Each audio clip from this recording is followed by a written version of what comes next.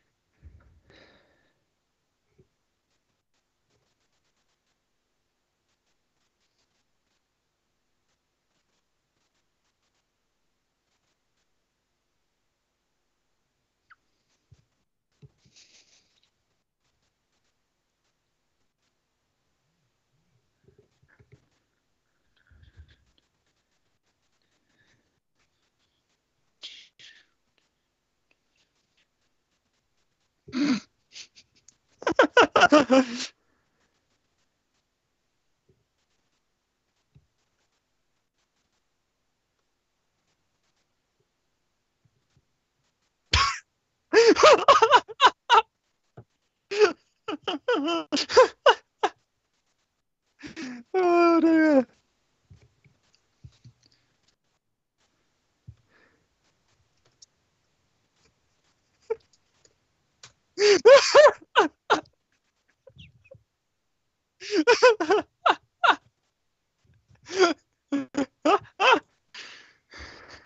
Oh, great start this is.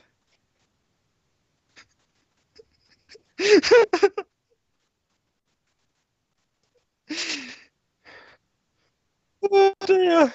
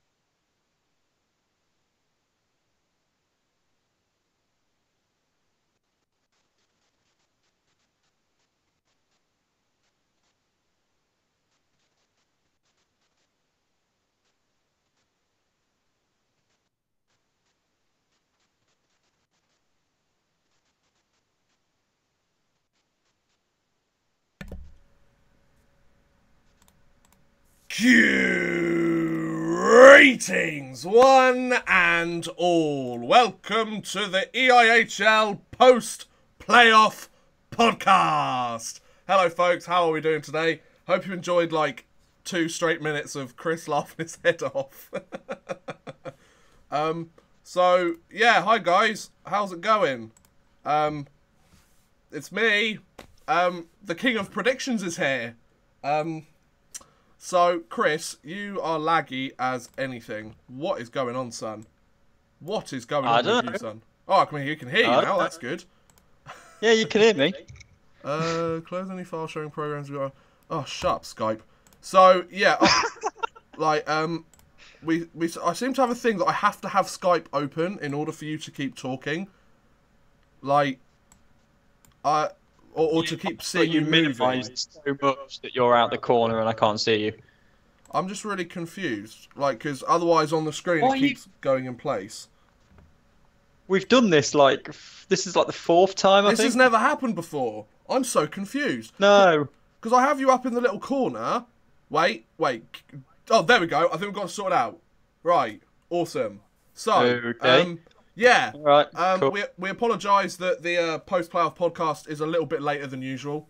We were hoping to do it on Monday or Tuesday, but it's been a busy week for both myself and for Chris. So we've had to do it on Thursday. Hope that's all right with everyone. Well, I mean, if it's not, you've got to deal with it.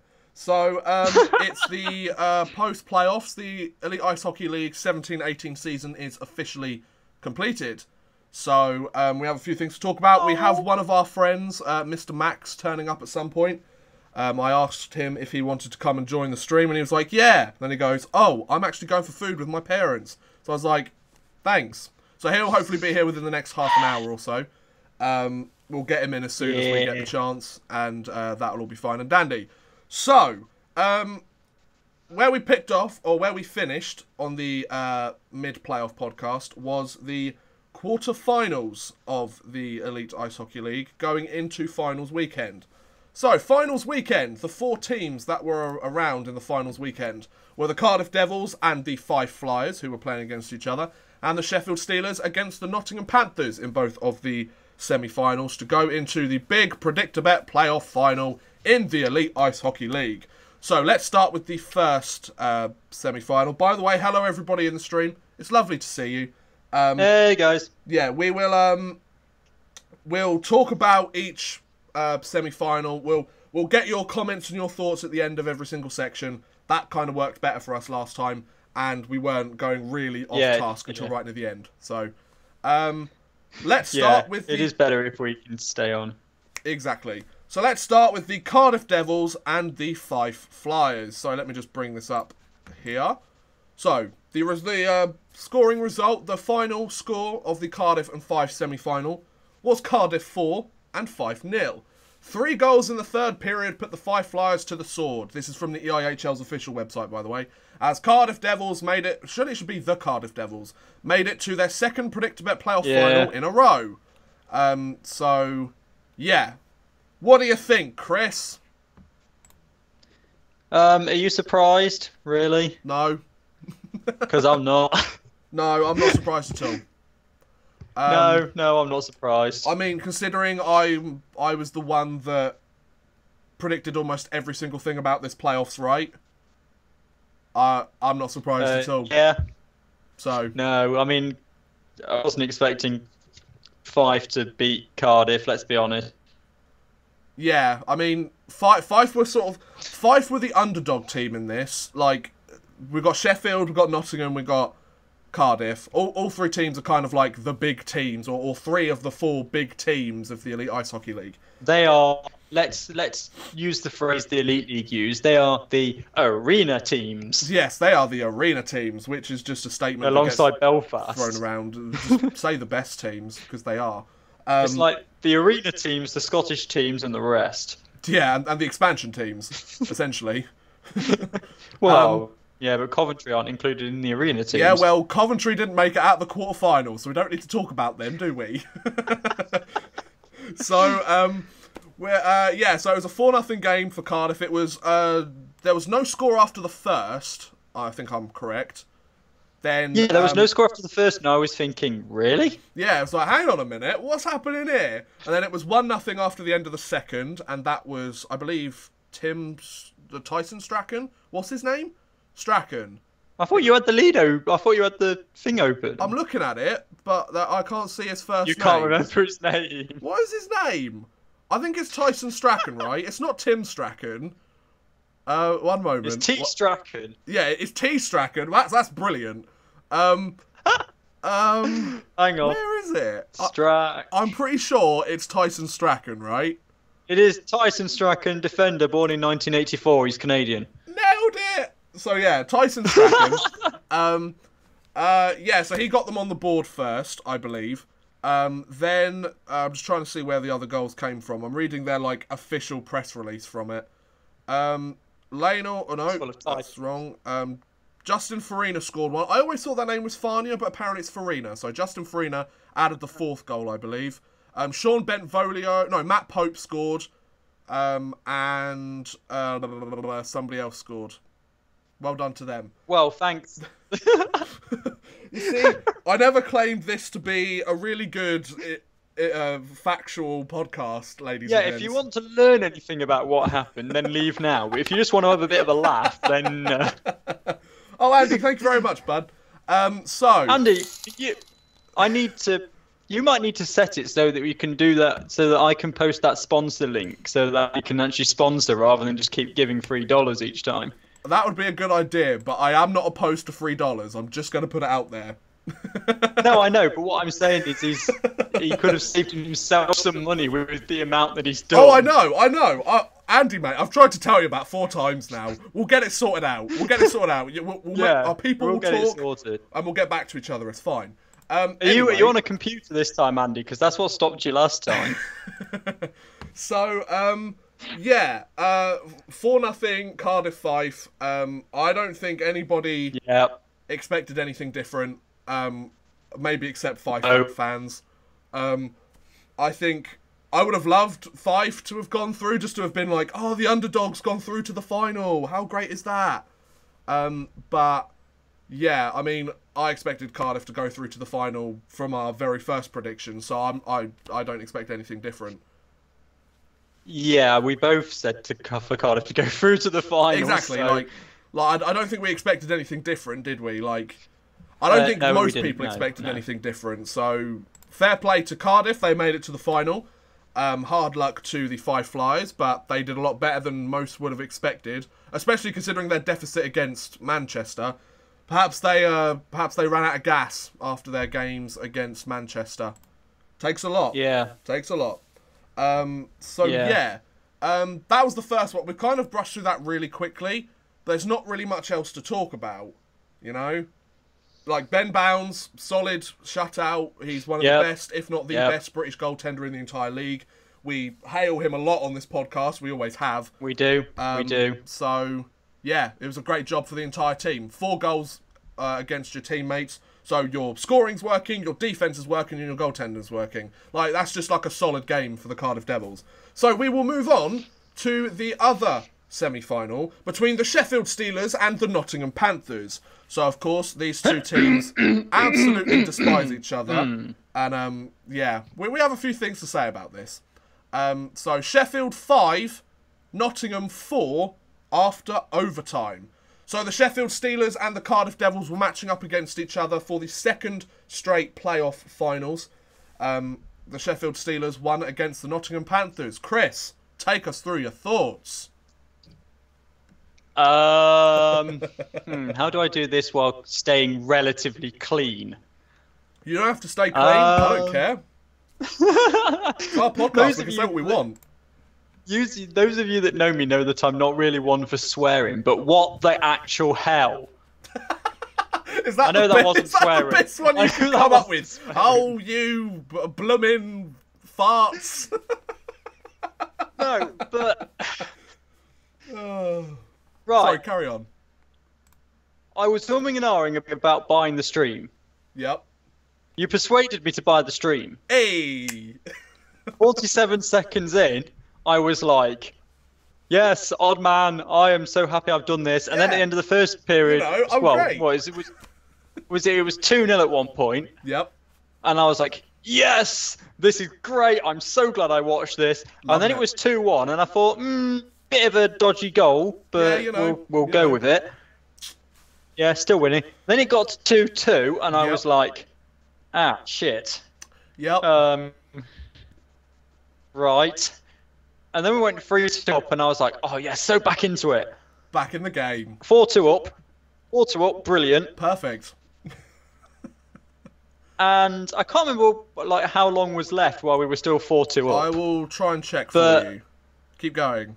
But it was, and then it got back to 4-3, and I was like, oh, this is going to be nerve-wracking. And I just had visions of that game against Belfast where we were both there, and I was going, I don't think I can deal with overtime. I don't think I can deal with overtime. So just to add, the game became 4-3 with about 12 minutes left to go.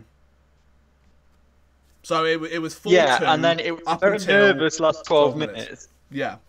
And then with about 90 seconds, with about 2 minutes to go, they pulled their goaltender. Yep.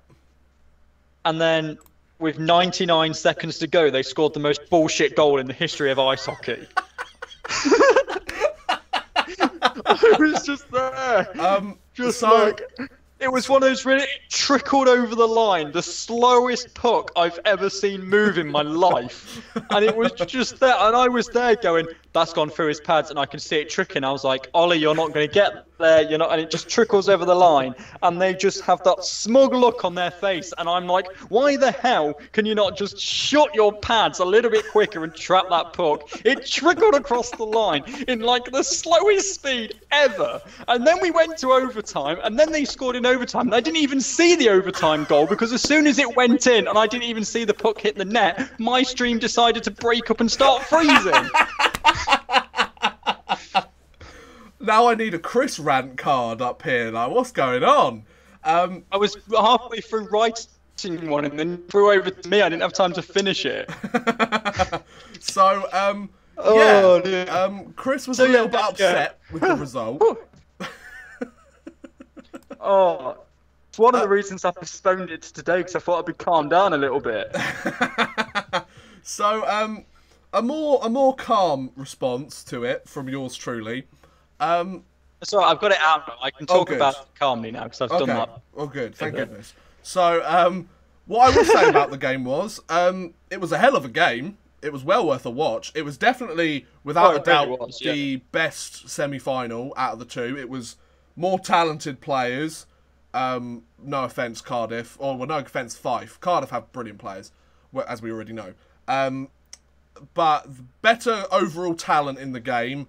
Better overall speed in the game. It was just a better game. I mean, in fairness, I didn't actually watch the Cardiff and the Fife game, but what the commentators were telling us, like, they were like, oh my god, this game was so much better. So those neutral commentators. Well, one of them was neutral, because one of them was Pete Russell. Yeah, that's like. Yeah, to be fair, yeah. And he was the one being like, "Oh my god, like this is crazy." Yeah, Jonathan Thurnley, he's incredibly biased towards the Steelers, which I don't mind if he's doing a Steelers cast.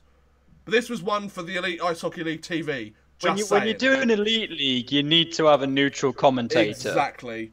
But what I would say is, Nottingham did what they've done all season. They started off really well. It's basically the epitome of their season. They started off really well, like top of the league, solid effort, and then they cocked it up. Which is fine for everybody that isn't a Nottingham Panthers fan. You know? Like, the rest of the league, like, the season to finish in, like, December. Screwed. Yeah, Nottingham have lost it! But, like, for Nottingham fans, it's kind of like, oh, here we go again. Like, great. Now, I'm going to be honest. I'm going to be absolutely honest with you, ladies and gents.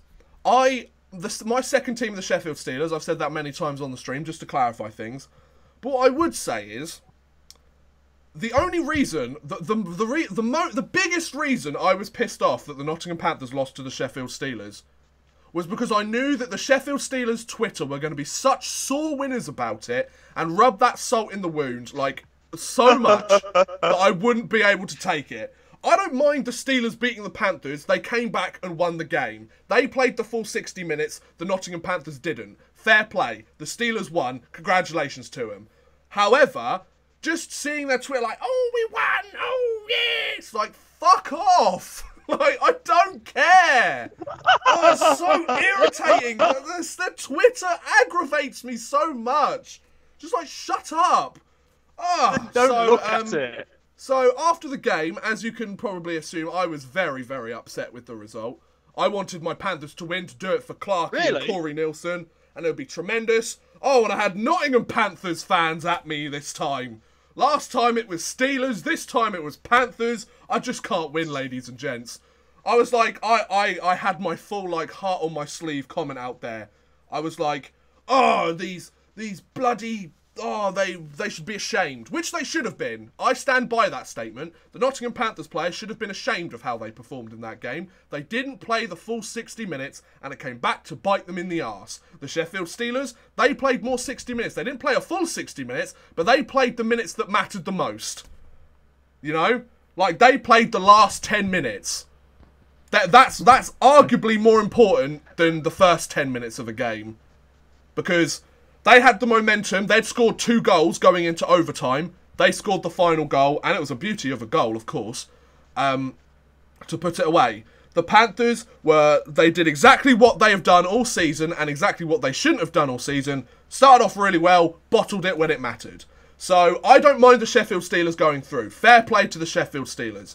They did exactly what they were supposed to. They got through to the final. I mean... I'm not going to say, because some people will probably be like, oh, but the refs were rubbish. They were rubbish for both teams. Like, I hate it when people bring referees as an excuse for your team losing a game. That's not the way it goes. Chris has disappeared. He's obviously had enough, but I'm going to keep going. So, I don't think when people are like, oh, the referees, oh, we should have called that penalty. The referees could have called like 20 more penalties on both teams for that game. So, I don't think you can say, oh, the Steelers gave it to the referees gave it to the Steelers. They didn't. No, they didn't. That's an absolute lie. The Steelers were penalised. The Panthers were penalised. Both of them had some rubbish penalties. Both of them had some uncalled stuff. It's part of the game. It's part of the playoffs. You've got to be able to beat a team even if the calls are against you. Like, that's rule number 1 of hockey, or playoff hockey especially. Like, you've got to be able to still turn up and do the job, even though the referees are calling against you and doing all this, that, and the other. Like, you've just got to do that. So, the Sheffield Steelers, they did a fantastic job of coming back and tying the game. I will give them credit for it. Give credit where credit is due. The Sheffield Steelers, they come up in clutch games. They didn't have the best season, but they turned up when it matters in the playoffs, and they got themselves to the final again. Like, you know... Are you still ranting? No, that was part of my overall conversation. I've got to get used to... Oh, right. I was going to say, I've just left and taken a phone call, come back and you're still talking. Well, that's the true professional that I am. I don't leave midstream. I had to. Mum's on holiday. I'm the only one in the house. Ah, fair play. So, Chris, are there any comments we need to go through? Yeah, send your comments for this part. Sheffield, yes. Nottingham, and Chris will read them out. It seems to be a bit of banter, really. We love a bit of banter. Have a look.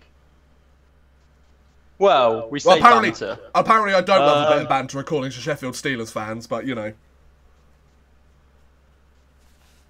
Max says he's got lots of 4-letter words to describe the Steelers. Fair play. Joe says that Steelers fans destroyed him on Twitter for saying he'd take some of the players to Panthers. Their fan base has no respect. Yeah, I'm not going to lie. I'm not going to lie. Because... just going off that point, like, Sheffield Steelers fans. Any Sheffield Steelers fans watching, I know we have a few of them here. I know not all of you are awful. Yeah. But the ones that talk on Twitter the most are usually the worst ones. So just know that I'm aware that there are some really nice Steelers fans out there, some really good Steelers fans out there. You are not all being painted with the same brush, is what you're saying. Exactly. Like the Steelers fans that we have here are the best ones, because they, like, even though that I've said that I'm a Nottingham Panthers fan first, they're willing to see, like, oh yeah, he makes some good points, you know, like, I get it. Yeah. Just know that there are people like us out here. We know that not every person is a sore winner and like Simsy. Anyway, carry on. Morgan said that Armstrong confused Galbraith because he shot and didn't run to him instead. You saw that on Twitter, apparently.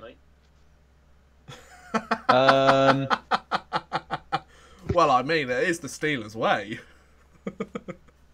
Max said Garnett would have saved it with a cry, laughy face. No, he wouldn't. Garnett was brilliant up until Christmas. And ran out of gas. Yeah. Allington Skate says it's a shame we didn't win it for Clark and Corey. Exactly. That's the main reason why I wanted the Panthers to go through. That's why I wanted them to win this playoffs, for David Clark. Corey Nielsen, yeah, sure, but David Clark more. Like, he not just for the Panthers, but for British ice hockey, he's been an absolutely fantastic ambassador. Like, he deserved it. I mean, he didn't get it. They won the 3rd place playoff, though. That's great. But, yeah, he deserved it. That really needs to be turned into something else, I think. Or just get rid of it completely and just play the final. Just saying. Well, yeah. And then hello to El Brammer, who's then just getting into an argument with Total Carnage and Joe. Guys, we're all friends here. Hockey fans first. Yeah, you can put your points across, but don't go slating other people. To be fair, they're not. Go on! Kill them! You put your point across, and don't forget that everyone's opinion is valid. Yeah, everyone's opinion. Yeah, that's the one rule here. Everyone's opinion is valid, even if you don't agree with it. I don't agree with Chris that he thinks he's really good at predictions, but I respect his opinion. I never said I was really good at predictions. I've only done it because you said it would make an interesting 30 seconds of the podcast. Right, so and the whole reason I said Nottingham in that Chris, game shut up, was it's not always about you. Right, I'm just adding Max to the call. Right. Oh, this is going to make my Wi-Fi go so well. Get him in here. Oh, there he is. Hello. Right, so I need to sort this out. Bear with me. No, that's not Press the cross. No, I've done that bit. Shut up. There will be a slight intermission. Right, there we go. Please hold. Do do do do do do do do do do do do do do do. Your experience is important to us. Please continue to hold. Do do do do do do do do do do do do do do do. I love this. Chris, can I make that my ringtone? I love that. That was perfect. Oh, no. What's actually going on here? There's Max. You're right, mate. How's it going? Chris, where are you gone? Oh. What do you mean, where have I gone? There you are. Fucking hell. Jesus Christ. Right. Sorry, Max. I'll get you in. What's this? Oh, right. I'm getting there. I'm doing this on the fly. We'll do it live. Right, this is what happens when you don't come to the pre-podcast test call, Max. I know. Right. I think we're good. Just testing all his, technical abilities. I can't see Oddman. I can't see. No, you can't see me because he can't do the stream and us at the same time. So if you want to see him, you've got to load up the YouTube page. Yeah. Ready to go. Like that. I'm just trying to see if I can get, because Max is really small in comparison to Chris. That's a bit weird. You are number 3 in the queue. Please continue to hold. Oh, Chris, what are you like? Yeah, Max, you're absolutely tiny on this. What is going on? Well, men come in different ways. I'll just have to, make you bigger like this. Don't worry, I'm on this, guys. I've got this. I'm just going to link it up with my head. Right, there you go. My days. Okay, right. Guys, we're good. We're good. Okay. So, where were we? I just done the chat on Panthers Steelers, so we were going to talk about, I don't know, the 3rd place game first. Well, first of all, great. hi Max. How you doing, bud? Oh yeah, hey Max. What do you think about the semi-final games? Typical Panthers for the first one. Yeah. 2 up twice. and gave it up twice. Yep. That game could have been dead and buried in at least the second period. Damn right. But it's a shame. As for the other one, I think if Fife could have scored in that first period, I think it would have given Cardiff a lot more to think about. Yeah. Because they just kind of lost their legs in the third period, and then Cardiff just put away the goals to win the game, unfortunately. Yeah, and because Ben Bounds, being the absolute beast that he is, like it made it difficult for Fife. Yeah, exactly. All goaltenders all over the weekend were absolutely fantastic. Like, yeah. Fife's goalie Isles stood on his head 3 or 4 times in a period, just to keep him in that. Fantastic. So yeah, everyone, this is Max. Say hi. Hey, how you doing, guys? Oh, that was so polite. That was so polite. I'm not used to having such politeness on this stream. Shut up, Chris. It's not always about you. We now move on. Chris, shut up. So now we now move on to the Predict-A-Bet playoff final. Ooh, which was between the Cardiff Devils and the Sheffield Steelers. Ooh, and the score was... Wait, they don't actually have the score on here. What the fuck is this? Wait, one moment. One moment. What? The EIHL website doesn't even have the bloody score. Right, here we go. Right, I found it. Don't worry. I'm pretty sure I know the score, but I just want to make sure. So, where's the... There it is. Right. Are we ready, guys? We already know what the score is. But it was the Cardiff Devils 3, the Sheffield Steelers 1. Meaning that the Cardiff Devils, for the first time since the EIHL began, have won the Elite League playoff title. I am the best person at predicting Elite League hockey in the world. Discuss. I mean, I got one quarterfinal wrong. That's it. Fight me. Yeah, no, you got the one overtime goal. If that overtime goal had gone the other way, you'd have been perfect. Yep, see, 1 goal away. 1 goal. A whole 1. Right there. Right. Yeah, it was almost as significant as that pathetic goal that trickled over the line for the Steelers. I watched the final, as I'm sure most of you did. I'm sure you two did as well. No. Did you not watch it? No, I was at my dad's. Why are you even here? Because your streams can't function without me, that's why. Touche. So I watched the game. It was really good. It was a very, very good game. You could definitely tell that these two teams were two of the best teams.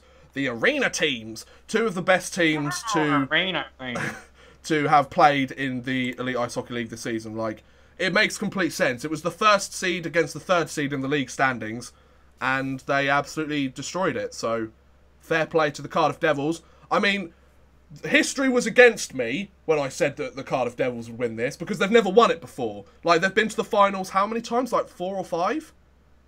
Yeah, something like that. Yeah, and they'd never won it before. So it's like, oh, I need to make sure that, or I was thinking, well, like, statistically, it's against them. But I thought, oh, well, I mean, they've had a solid team for the last 2 years. Maybe this time they can finally do it. And last year, it was only 1 goal that separated it. It was a double overtime loss, wasn't it? So it wasn't as if it was a complete blowout. So, yeah, I'm quite happy that Cardiff won it. I think they deserved it. I think the best team won. And that's all you could ask for the playoffs, I think. Yeah, I think they played like it throughout the whole game. Yeah. I felt like they dominated that game. Sheffield had rush opportunities, but they didn't really put Cardiff under that much of pressure. Everything was to the outside, quite easily defendable stuff. Yes. What about you, Chris? Yeah, I think they were 10 points clear at the end of the season, so definitely the favourites going in. It deserved it, really. Yeah. Brilliant. So, what are the chat saying? Guys, give us your thoughts on the playoff final. And we'll The have a chat's little going chat. absolutely mad. It's because they've seen our beautiful faces and they're like, 10 out of 10 would bang. I won't go that far. Are you eating on stream? might be a Lindor chocolate. I was hungry and I wanted a Lindor. Right. Reasoning if ever I've heard it, ladies and gents. Right, anyway. I literally don't care. I'm in one of those moods where I'm just going to make everything hilarious. Yep, it's alright. So, go for it. Basically my life. they're talking about contracts and stuff, really. Oh, perfect. We'll get into contracts and stuff in a little while. We've got a few other things to talk about. Well, that's going to be sort of the main focus of the second half. Let's go Devils. Hi, Alex. How you doing, mate? He says he wants Piver down there. No, we're keeping him. I like him. He scores goals. He's just signed a contract, so he's all right. Has he? According to the Panthers face, according to the Panthers face page, according to Total Carnage. Really? I need to see this. I didn't see that. I'm having a look. I think he's very in. The Panthers Facebook page put out a message, or there was a link on there saying that he's very interested in joining the Panthers again. Whether he will or not is yet to be seen. He better bloody join him again. He was a really good player. Yeah, the fact that we bought him halfway through the season. Not even that, thirds of the way through. He deserves a full season. He's earned that. He's earned that. And then they're talking about Spang retiring and Strachan and all the rest of it. So is he? Yeah. Oh. Well, Spang's finished his 2-year uni deal, so he's pretty much same with Lindhagen as well. I think Brown's out as well. Oh right, okay, interesting. There's going to be a lot of people that are a lot of players that are going to disappear. They're going to end up leaving the Panthers because of obviously we've got a new coach coming in,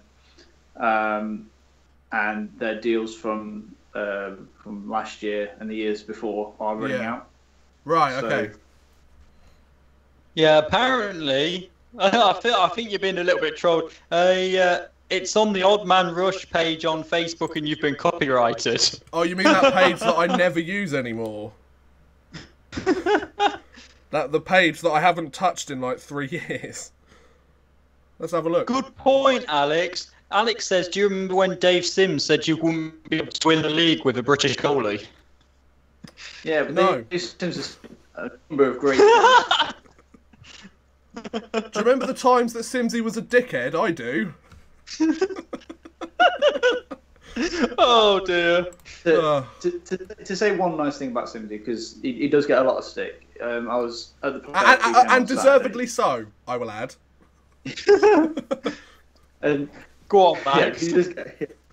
So I was stood there waiting for a breaking play to get back to my seat, and essentially stood by the tunnel of the entrance code, trying to get tickets in the extra bot they put up, which wasn't bad seats at all. And we were talking about the entertainer that was meant to be turning up. Oh yeah. Guy, wears about 50 shirts and then throws them into the crowd apparently.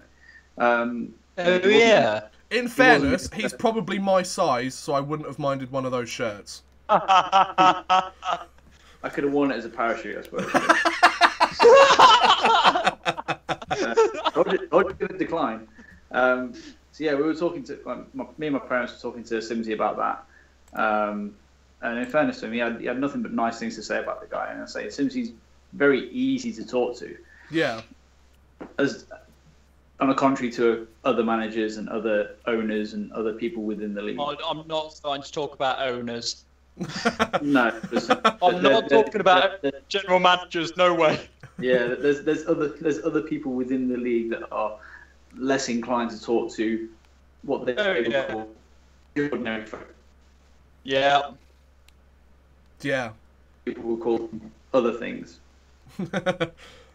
So let me just check any more new stuff. That's kind of the big sort of playoff stuff. Max, who did you expect to win the playoffs this year? I really want the Panthers to do it if I'm honest with you, in my heart of hearts, I thought we could do it. They obviously proved me wrong. But I think Cardiff deserved it. They really did deserve. They should have won it. They've been the best team all year. They won the league by an absolute landslide of points. Yeah, they deserve to. Yeah, no, I agree. What about you, Chris? Well, we both had Cardiff to win. I think that tells you everything. I think Belfast could win it all. Yeah, I forgot that. I didn't. Yeah, I know you did. You've not let me forget it since. Well, I mean, what else am I here for? Just make videos. Yeah, very and true. Not give me commission on all my thumbnails. One of the other pieces of news that was released over the weekend was the Braehead clan have announced that they have appointed head coach Pete Russell. So he has become the new coach of the Braehead clan. So, Max, what do you think? I think it's a good move for them, to be honest with you. I agree. I quite like Pete Russell as a coach. I quite like him for GB. And I think I don't know. Braehead's a tough team. So the fact what he's done with Milton Keynes, if he can do something similar with the Braehead clan, I think that he can be in his first season anyway. I think he can only make that team better. Yeah. Only make that side more. That side of the league more competitive. Because as soon as we went to the conference system, everyone's words were, "Oh, Braehead's going to win the league. Braehead's going to win the league year after year after year," and they haven't done anything. Nope. So if he can turn that team around from in the way that he's taken Milton Keynes, and had a quite successful season to say who they are and what they're doing, I think the future might look bright for Braehead for once. What about you, Chris? Yeah, I think that all season, because his announcement of his departure of Milton Keynes very much coincided with the announcement that Corey was leaving the Panthers. Yeah. So a lot of people, including us, spent the season going, "Oh, well, he's going to the Panthers then." Yeah. And he's had previous with Gary Moran, and it all seemed to fit into place. But now he's gone to Braehead instead, which has left the Panthers' door wide open. But I think that, I think if he can do a similar thing, MK started really well. Okay, yes, they tailed off towards the end and finished in 11th. But better than Edinburgh. Let's not go into Edinburgh. Oh, well, we can talk about them later. We've got stuff to talk about for them later. Oh, actually, yeah, we have, haven't we? Yeah.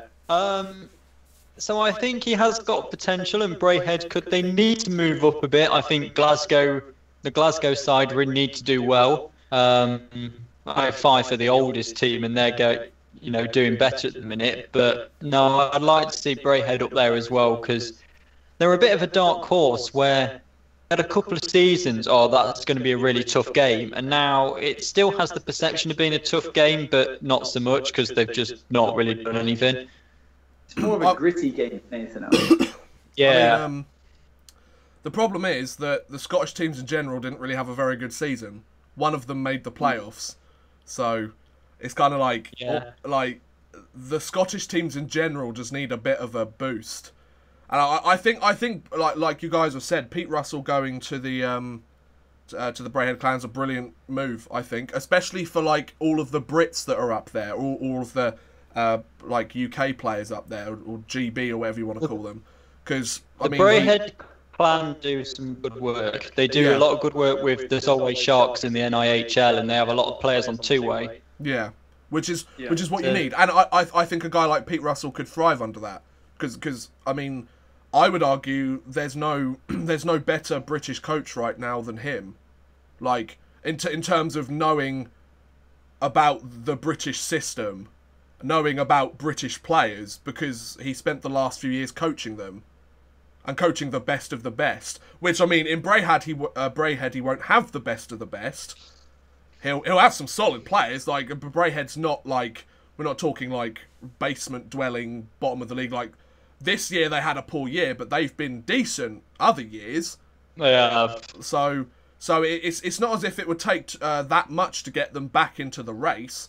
But, well, I mean, the playoff race, I mean, like, if we're talking, like, first in the league, you've got a bit of a ways to go, obviously. But most of the teams do. Like, I think this is a really good signing for Braehead. I think the good thing that they've done is very early, like, not even before the end of the bloody season or playoffs, they've gone, right, this is our new head coach. We know exactly who's going to lead us. We know exactly which direction we want to go in. And we have the entire off-season to make this plan work. They haven't done it, like, 2 months down the line and gone, oh, we've just tried to find somebody and we had to scrape the bottom of the barrel. Like, there's Milton Keynes, there's Nottingham, and there was Braehead. Are there any more teams that are wanting head coaches at the moment? No, I think so. Yeah, I don't think so. So, like, that way, Braehead have gone straight away. We know exactly which coach we want. We're going to have him. Like, Nottingham could have had him if they wanted him. You know? Like, they had more than enough opportunity to get him. Chances are they'll probably bring in an ex-NHLer or a career AHL coach or something like that, which may well work out for them. Perfect. But I think in terms of helping the British game grow, this is a brilliant move for Braehead. The only problem is, like, you can help grow the British game all you want. At the end of the day, they want trophies. So it's going to be how well Pete Russell does in Braehead. Because, I mean, Milton Keynes and Braehead, I would assume, I don't know the ins and outs of every club, I would assume they have a very similar budget. Like I wouldn't think that they're too far apart. Because Braehead aren't an arena team, are they? No, they're not classed as an arena team. So their budget arguably might be slightly smaller than those other big teams, or noticeably smaller. I don't know each of the budgets and all that.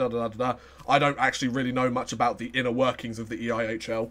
I don't work there, so I think he's gonna have that year of experience that he's had in the EIHL, and he's gonna take that to a new place. He's having a fresh start in the league. He didn't need one, but he's having one. He's got a better core of players, I would argue. It's a team that finished slightly higher above. The sky's the limit, I think, for this team, with a guy like Pete Russell. I think... Go on, Max. Just really quickly, just because Corey Nielsen says that he's leaving, Pete Russell says that he's leaving. Pete Russell then goes to Braehead Clan, which is also owned by, who we are, conspiracy theory, owned by the same person as the Panthers, Neil Black. Owned by Neil Black, yeah. Oh. Yeah. 3 years from now, if he's successful in Braehead, he moves to Nottingham Panthers. Potentially. I mean, that's an interesting theory. That could be part of some bigger plan, definitely. That's like a trial run kind of thing. Yeah, maybe. No, I didn't actually know that he owned the Braehead clan. So, yeah. I mean that could definitely be the situation. I'm surprised if that is the big workings. My thoughts would be, why haven't they just given him the job now? Because he's been a solid goalie with coach with MK. Like, yeah, they came 11th, but it's their first year in the league. Like, they made it difficult for quite a lot of teams in the league, and he's been the head coach for Team GB for God knows how long. Like, if they're looking for him to prove his worth as a head coach, I would argue in the British circuit he's already done it. So why give him a trial run? Is what I'd say. Just sort of playing devil's advocate there. But yeah, that could well be a possibility. And if that is the case, yeah, that's a very interesting theory.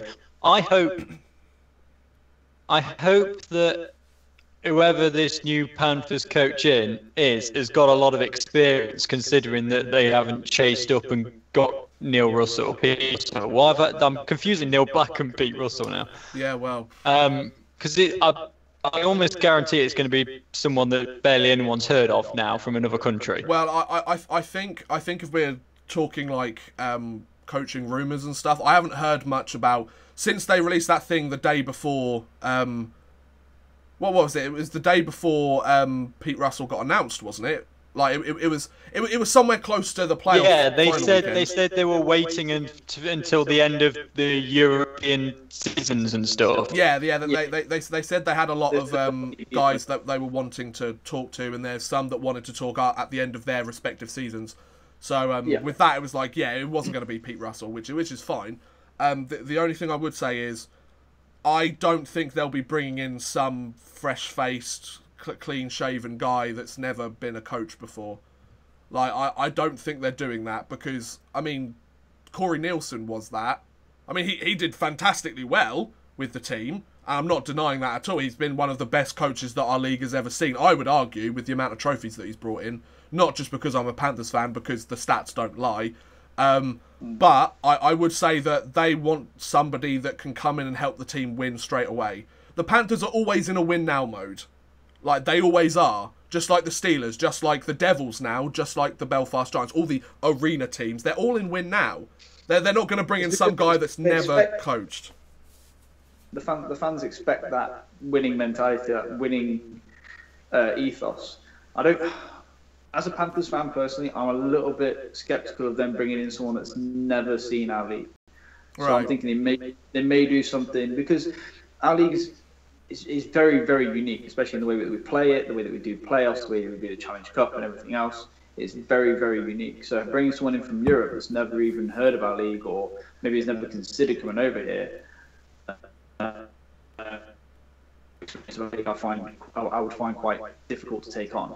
I'd find quite hard to accept as a Panthers fan. Like, I've got this image in my head that we're going to have 2 or 3 years of a revolving door of coaches, because they're going to come in, maybe not like the league, maybe not like the way that we do it over here, and then say, well, it's not for me. That's true. But then again, that's always the risk with hiring a head coach, I think, in a league that isn't the NHL. Like, the NHL, your job is always on the line. Like, if you make, 3 mistakes, you're essentially done. Because the first person to be put up on the chopping block is the head coach in the NHL. Any other league, it's like, oh, I haven't really had the best time here and I've got an offer from elsewhere. I'll just go there. Yeah. Like, I think it's a double-edged sword. Like, that's definitely like the negative stuff. Like, a coach might come in and not understand the system, not understand how it works. But then again, that might not necessarily be a bad thing. Like, just to play devil's advocate, or just to show the flip side, like, a coach could come in, they might not play the Elite League system. That doesn't mean that they're automatically going to be the bottom of the league. They could play a completely different system, and it turns out that they're, like, every trophy this season, because it's something new, it's something that's unheard of in our league. Like, some coaches might come over and try to play NHL hockey in the EIHL, and that might not work. The only example that I have is, like, back in the 80s, the Soviet Union playing the US. Like, the US was all about, get it to the superstars, let them score. The Soviet Union system was all about making sure everybody touched the puck before the thing went in, constantly moving the puck, constantly passing it between players, and, like, the rest of the world were like, what the fuck? How are we supposed to do anything about this? And now we're in a situation where it's kind of a combination of the two. Like, the West took over some of that stuff because it worked so well. Like, let's not forget that the US were like, they still hold it in high regard. They beat the Soviet Union once in, like, however many years, when the Soviet Union went and destroyed Canada. Like, they went and killed them, like, multiple times. So, I definitely see what you mean.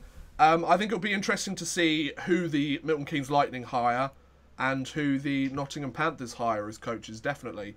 I mean, we've got an entire off-season for it, so, yeah.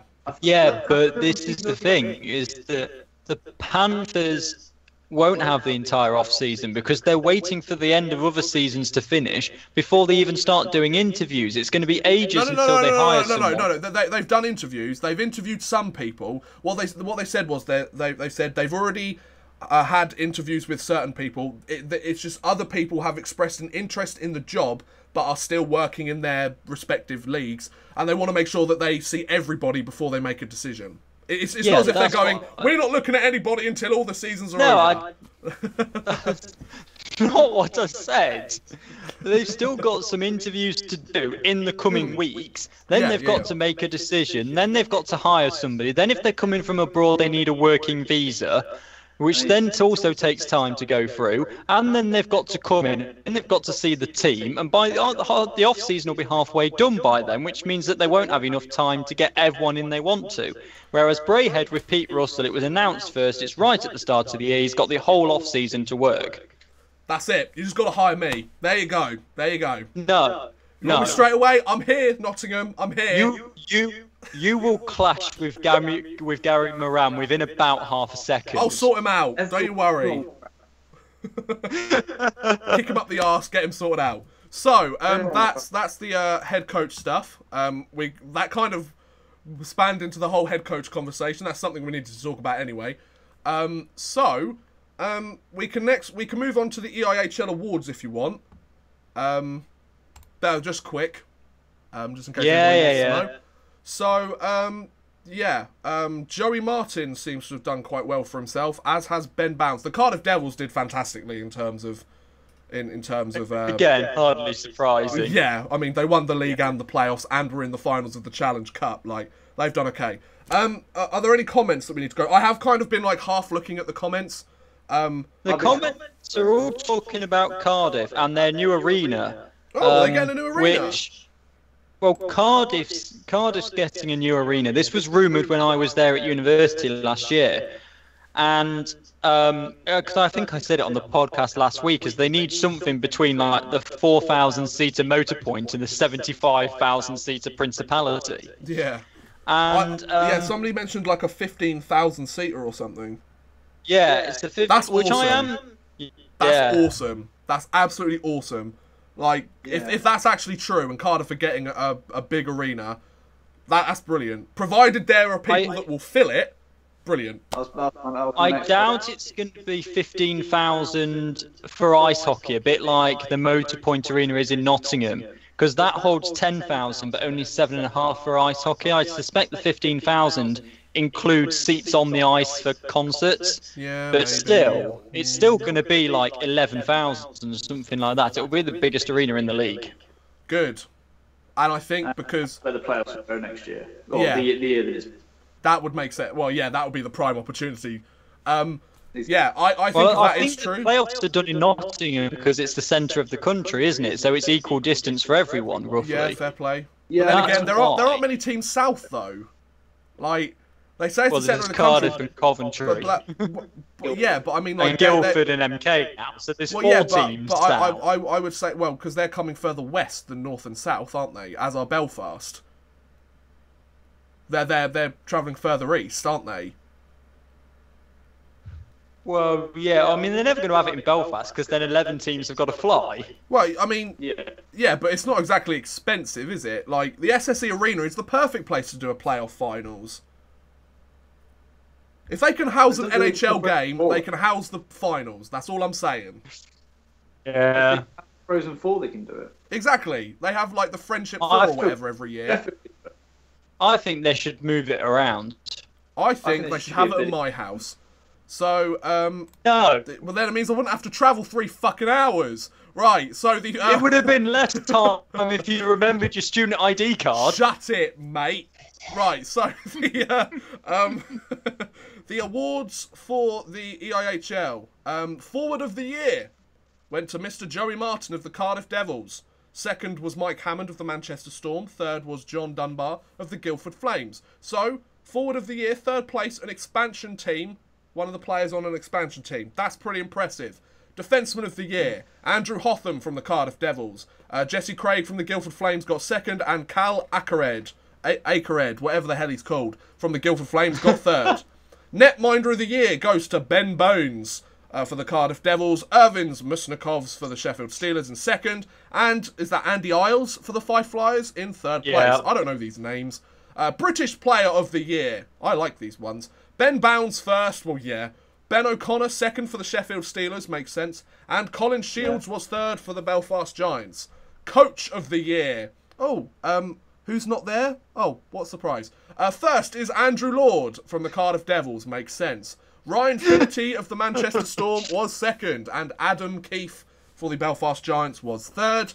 Player of the Year, Joey Martin got first. Mike Hammond got second. And Jesse Craig got third from the Manchester Storm and Guildford Flames, respectively. the first All-Star team.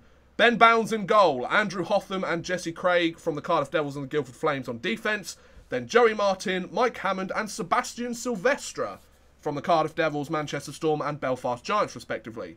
And then the second All-Star team, Irvin Musnikov in net, Mark Matheson with Kyle Akered from the Sheffield Steelers and the Guildford Flames respectively, John Dunbar, Marc Olivier Valorand and Luke Moffat from the Guildford Flames, Coventry Blaze and the Manchester Storm respectively. So they are your EIHL awards. What do you guys think? I'll let Chris go first because I've got a bit to say on these. Oh, good. Oh, have you? Oh, I like that. Right. Give us a little teaser. I've got an opinion. Mm-hmm. Fine. Chris, After the break. No. Right, so, the awards. The awards. Cardiff took a lot of them, which is hardly surprising considering what they did. Yeah. I'm surprised that, well, I say I'm surprised. It would have been so that it would have completely got rid of the awards if, like, Clark won Brit of the Year in his final year.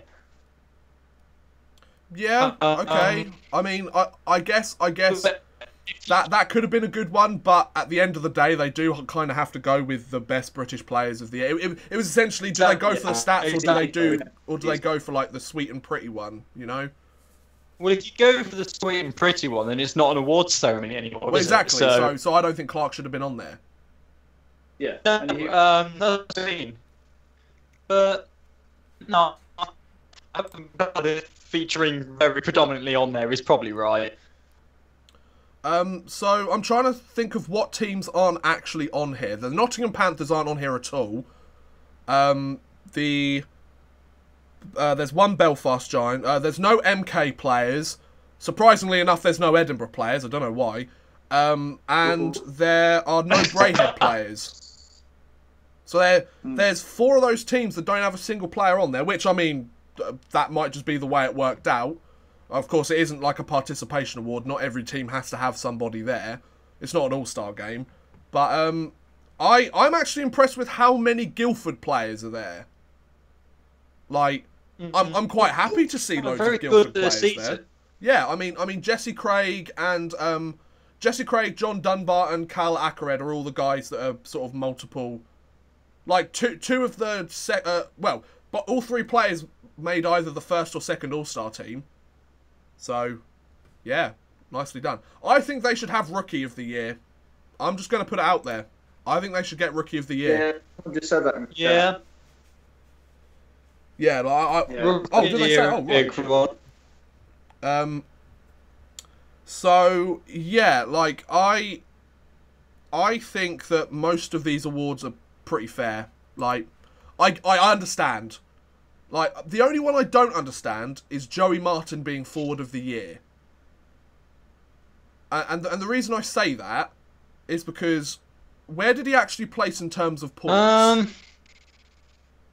Oh, I don't know, but he's a very consistent player. Oh, definitely. Like don't get me wrong, but what I would expect is for the Forward of the Year to be like at least top 5 or top 10 in points, and be like to essentially not go, well, it has to be the person with the top points. Like, I don't think it is as simple as that. But they helped, like, by doing what they did, helped their team either to the playoffs or the Challenge Cup final or this. Like, Joey Martin's a solid player, don't get me wrong, but I'm not sure why he's been voted Forward of the Year. Like, maybe I just don't know enough about how his season went. Where did he place in terms of points? How many points did he get this season? That'll take me a minute. I don't know. Yeah, I don't know. I've got elite prospects up ready for the transfers, so I don't know. well, somebody figure it out for me and let me know whether that's the chat or you two. I think the defenseman of the year makes sense. Like two of the top 3 defensemen of the year were from Guildford. Like, that's brilliant. The netminder of the year, I'm interested with the Fife one actually. That does kind of make sense considering they sat 3rd in the year most of the year.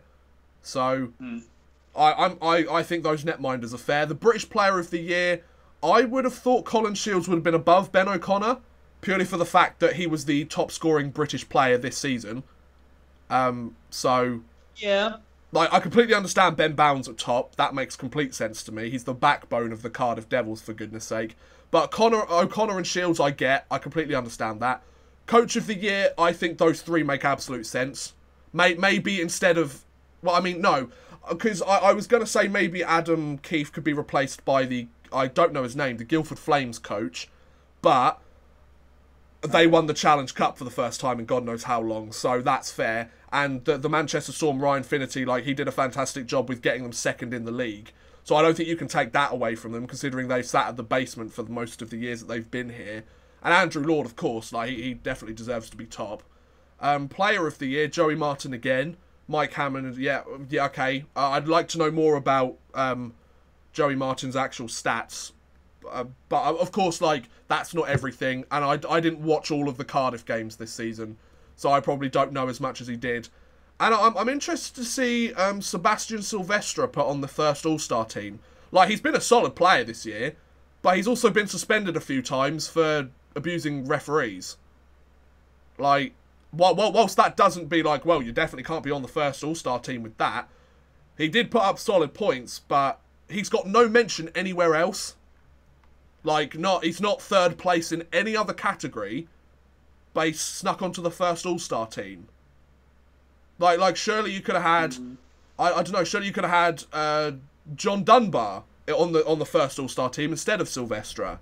I mean, Dunbar's on the second All-Star team, but I don't know. I'm just throwing stuff out here. I think you could have had. I think on the All-Star team, like, I don't know, like Joey Martin. Well, he's won all the awards, so he would be on the first All-Star team. Like, I don't know. The Silvestre one seems a bit strange to me because we've seen no other mention from him apart from that first All-Star team. Surely he would have got third place in something. I don't know. I'm just spitballing here. Yeah, I mean, if you're going into the first All-Star team, you'd expect them to be in the points leaders or the defensive leaders for the majority of the season, and it's like the first I've heard of him all season. Yeah, exactly. And then he's just snuck in on the first All-Star team. I've heard about him several times, and I've seen him score about 1 million goals against the Panthers this season. But the biggest thing that I've heard about him all season is his abuse of officials, like twice. Yeah, I don't know if that sends out the right message, really. I mean, I get, like...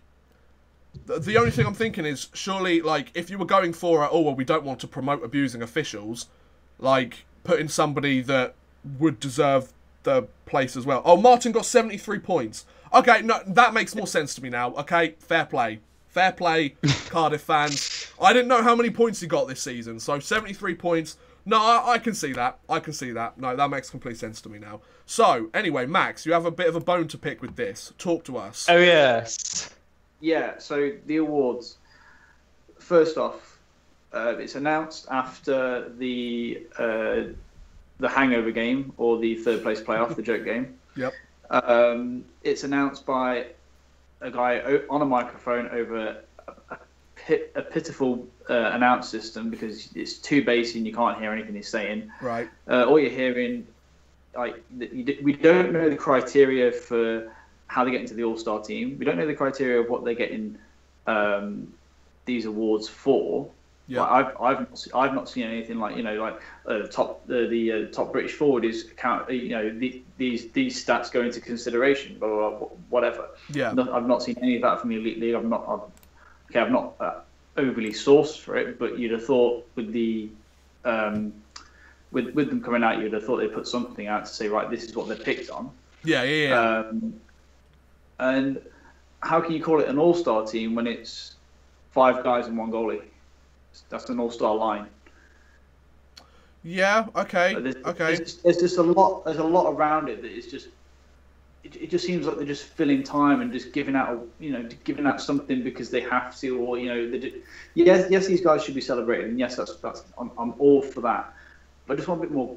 Me personally, as a fan, in that situation that I was, sat there, just watched the game, and then all these awards are coming out, and I'm just like, well, what does it mean? Like, you know, like yeah. So essentially, like the way I see that we could tackle, or the league could tackle this, is kind of like the NHL awards, where it's like, oh, they get this award for da da da da da da da. Like they need to actually say, oh, they could name it after somebody, like, oh, the Tony Hand Award for Forward of the Year, and this award goes to the forward that best exemplifies talent, skill, leadership, and blah blah blah during the regular season. Yeah. Yeah. Okay. No, I agree. I completely agree with that. I think I remember that it's voted for by all the head coaches. Yeah. Let me check. Although I could be wrong. It's the voted on by the elite league's it needs to head be a fan and assistant vote. coaches. They should do a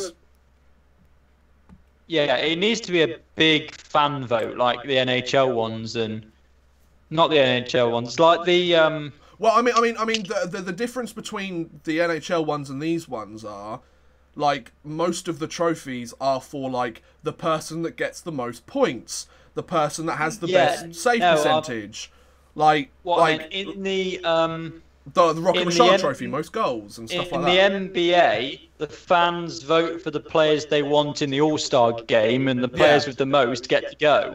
Well, the problem is they did that a few years ago in the NHL, and John Scott got captain, so the league didn't like it.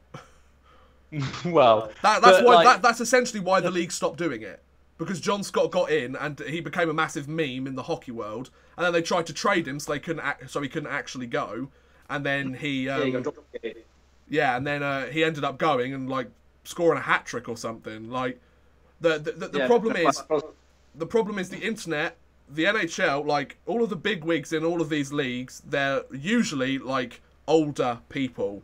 Most of them don't really understand internet culture. So when you go, you can vote anybody you want, one of them will go, yeah, let's put John Scott in. Somebody will probably go, it's like, why don't we put, what's his name from Manchester? What's his name? Like the goon. That narrows it down. What's his name? He's like, he gets suspended all the time. Fitzgerald. No. Is it Rosehill? Oh. Yes. Yeah. Let's put Rosehill in the All-Star game. Somebody would do that, and then that would catch on. And then the league would be like, well, we don't want him there. Or they might argue, well, we don't want him there because he sets a bad example, getting suspended every time he breathes while he's on the ice. So, like, I would love a fan vote. I'd be all up for that. But I don't think the league would be. So... No, then that's you true. do it like the NHL cover vote, and I know that was like, you know, there's controversy around that and stuff. But you put select people, you put selecting, you tailor it for what you want. So you go, these are the top 5 forwards. Vote for who you think. is your favorite, is the favorite. The problem with the fan vote is a lot like the Panthers in the CHL. We got a lot of the top 3 goals because we had the fan base going absolutely crazy. That's true. Retweeting, and re-voting. So teams could quite easily just like, right, okay, we want the top Brit. Yeah. No. Yeah. And a nice thing though, if you could put forward the top 18 skaters and 2 netminders and go vote from those, and then they go into first, second, third, and fourth line, and that's your all EIHL team. Yeah, I mean, it'd still get twisted, but at least everyone there would still get it. I think the problem with a fan vote would just be like, who's got the bigger fan vote, who's got the bigger fan base that will be willing to sit there and click every hour or something. Like, I think it would be great. A fan vote would be awesome for like, maybe if it wasn't like for an actual award, or if they did the awards version and then the fans version. Like that could be fun. It doesn't even have to be like, oh well, this is the proper awards. Like they could have, oh, we'll give out the forward of the year to this person. And then it's like, what do the fans think? Oh, we've given it to Ollie Betteridge or whoever. Like somebody that kind of slips under the radar a lot, you know, like Lions, yeah, exactly. Lions. But I think just to have a bit of banter, to be like, yeah, just throw in a fan league. It doesn't matter towards anything. Because let's be honest, the EIHL awards don't actually matter. Do they get a trophy? No, of course they don't. So it's like, at the end of the day, that doesn't really matter either. Like, the thing with awards is, if you're not actually going to give them an award, they haven't won anything. Yeah. Like Yeah. it's like going to Ovechkin this year. Hey, Ovechkin, you've won the Rocket Richard again. Well done. And he's like, "Where's my trophy?" "Oh yeah, we kind of stopped doing that." But what's the point? Yeah. We're Then out don't of money, have an so we award melted then. it down for the metal. Yeah, it's like the Stanley Cup. "Oh, you guys won the cup. Oh, brilliant, thanks. Where can we find it?" "Oh yeah, we actually smelted it down. Yeah, we don't want to use it anymore. We don't believe in material possessions." Like, what's the point? So that is the EIHL Awards. If you've got anything you want to say, let us know in the chat. Chris, any important ones going on at the moment? I don't know, because I'm on the Elite Prospects. I can't see the chat anymore because I'm trying to save the internet on my laptop. It's just a lot about Rosehill. Yeah, this is the thing. You mention one name and the chat just goes wild. Yeah. I mean, that's the fan base that I've got. They're dedicated. I'll give them that. Love you guys. Yeah. So, I think the biggest, like, we're now sort of moving on to, like, the latest news this week, which is more to do with, like, player signings and players leaving the Elite Ice Hockey League. Yeah, shall I do all the transfers? I think we should focus on one team specifically first, because there's a lot we can talk about with that. Let me guess, is that going to be Sheffield? Oh, well, it's funny you should say that, Chris. Because Right, okay. So I've got them all here. Don't you worry, Chris. Don't you worry. You got them, all right. Don't you worry. Right. Don't you worry. I'm here. All right. So, for those of you who don't know, now that the season ended on Sunday, it's almost, well, it's not almost a week round. It's over half a week round, and all of the teams are going, right, let's take stock of what we've got, where we want to be next season, what we want to do. Let's sort this out. So they're like, oh, who are the players we want to keep? Because most players are on one-year contracts, especially the imports. They're like, right, so what we're going to do with these guys? Are we going to keep them? Are we going to get rid of them? What are we going to do? So, one of the big teams that definitely jumped the gun compared to most of the teams is the Sheffield Steelers. And they have announced that 9 players will not be returning to Sheffield next season. And those players are goaltender Ervins Musnikov, Jonas Westerling, Andreas Valdix, Jonas Ronberg, Colton Fretter, Tim Wallace, Matt Marquardt, Andreas Yamtin, and fan favourite Zach Fitzgerald. So I'm gonna be a little bit greedy, and I'm gonna throw my hat in the ring first this time. I think it's only fair. As I said when this first broke, I think Chris, you sent it to me, didn't you? You sent me something like this. And I think I've seen it slightly, but I didn't really look at it properly until you sent it to me. And I was like, okay, right, let's have a look at this, see what's going on. And as I said to you, as this happened, like, some of them definitely make sense, some of them not so much. I think guys like Ronberg, who turned up for half the season, he wanted to go back to Sweden. He realised how bad the Steelers were doing this season, came back to try and help. That makes sense that he's going. Like, fans might not like it, but that makes sense that he's going. Colton Fretter, I'm not going to lie, really glad he's not there anymore. Like, well, he's retired, so... I'm not going to lie, I really hated Colton Fretter, so I'm glad that he's gone. Andreas Yamtin, well, he was basically becoming a healthy scratch every other game, so... And because he got suspended a few times when he was around anyway, so I can see why they've not re-signed him. Matthew Marquardt, he was very much the same. They had too many players, so they had to sit loads of guys out, and it was a case of rotating the healthy scratches with quite a lot of these guys. The one that doesn't make the most sense to me is Musnikov. And now some people might be like, well, like, he's spent however many years with the team. Like, how old is Ervins Musnikov? Can somebody check for me? Because I don't know for sure. Yeah. Like, the thing is, like, some people will be like, yeah, well, he's been here with us for years. We need to move on. We need to have a change. I get that if he's a middle-of-the-road goalie in the league. But, I mean... He's 34. Okay, well, that kind of makes sense. I get that it's like, we want to go younger, perhaps. We want to go faster. We want to go much better with stuff like this. The one thing I would say is, whilst quite a lot of people may disagree, Musnikov is one of the best goalies in the Elite Ice Hockey League, whether you're a Steelers fan or not. Like, he might play rubbish against your favourite team, but that doesn't make him a bad goaltender. Like, he led the league this year in goals against average. He was in the top 3, I believe, in save percentage. Like, he basically carried the Steelers on their back. Like, like, they have good players on their team. The Steelers, of course they do. They usually do. They have a good core of Brit players as well, which is great. The only thing I would say is that the Musnikov, if he's 34, 35, roughly that age, he's getting towards the end. He's in the twilight of his playing career. But I think the rest of the teams in the league, like especially an Edinburgh or a Milton Keynes or one of the Scottish teams, like if they think that Musnikov can still be a solid goaltender in the league, they would be stupid to let him leave the league. Like, because even if it's for a year or so, if you've got a player like a Brit that's like, oh, we're not quite sure if he's ready yet, then give him a year learning under one of the best goalies in the league. Like, perfect, sort it out, great. I mean, that one, the age now makes it make more sense to me. But quite a lot of Steelers fans, because I also follow the Steelers quite closely on Twitter as well. Sometimes I don't want to, but I do. And I always find that the fan base is so like, or for the majority of the fan base that I saw was like, oh, Sheffield, this is disgraceful. You've gotten rid of Fitzgerald. You've gotten rid of our favourite players. And then I noticed one thing that somebody said. Oh, we're getting a bit of frame rate drop. Oh, what's going on here? Are we good? Sorry, it's just my stream. Oh, why are we dropping frames? Why are we dropping frames? I don't... Oh, fucking hell. Come on. Yeah, thank you. I think we're almost back. We're almost back. Come on, you're getting perfect kilobytes a second. Light up green again. Sorry about that, folks.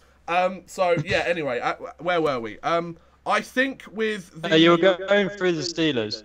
Yeah, I think somebody pointed out this. Somebody said something on Twitter that I thought was very interesting. I don't know how much truth is behind it or whatever, but like the last time the Steelers blew up their roster like this, they went and won every single trophy the season after.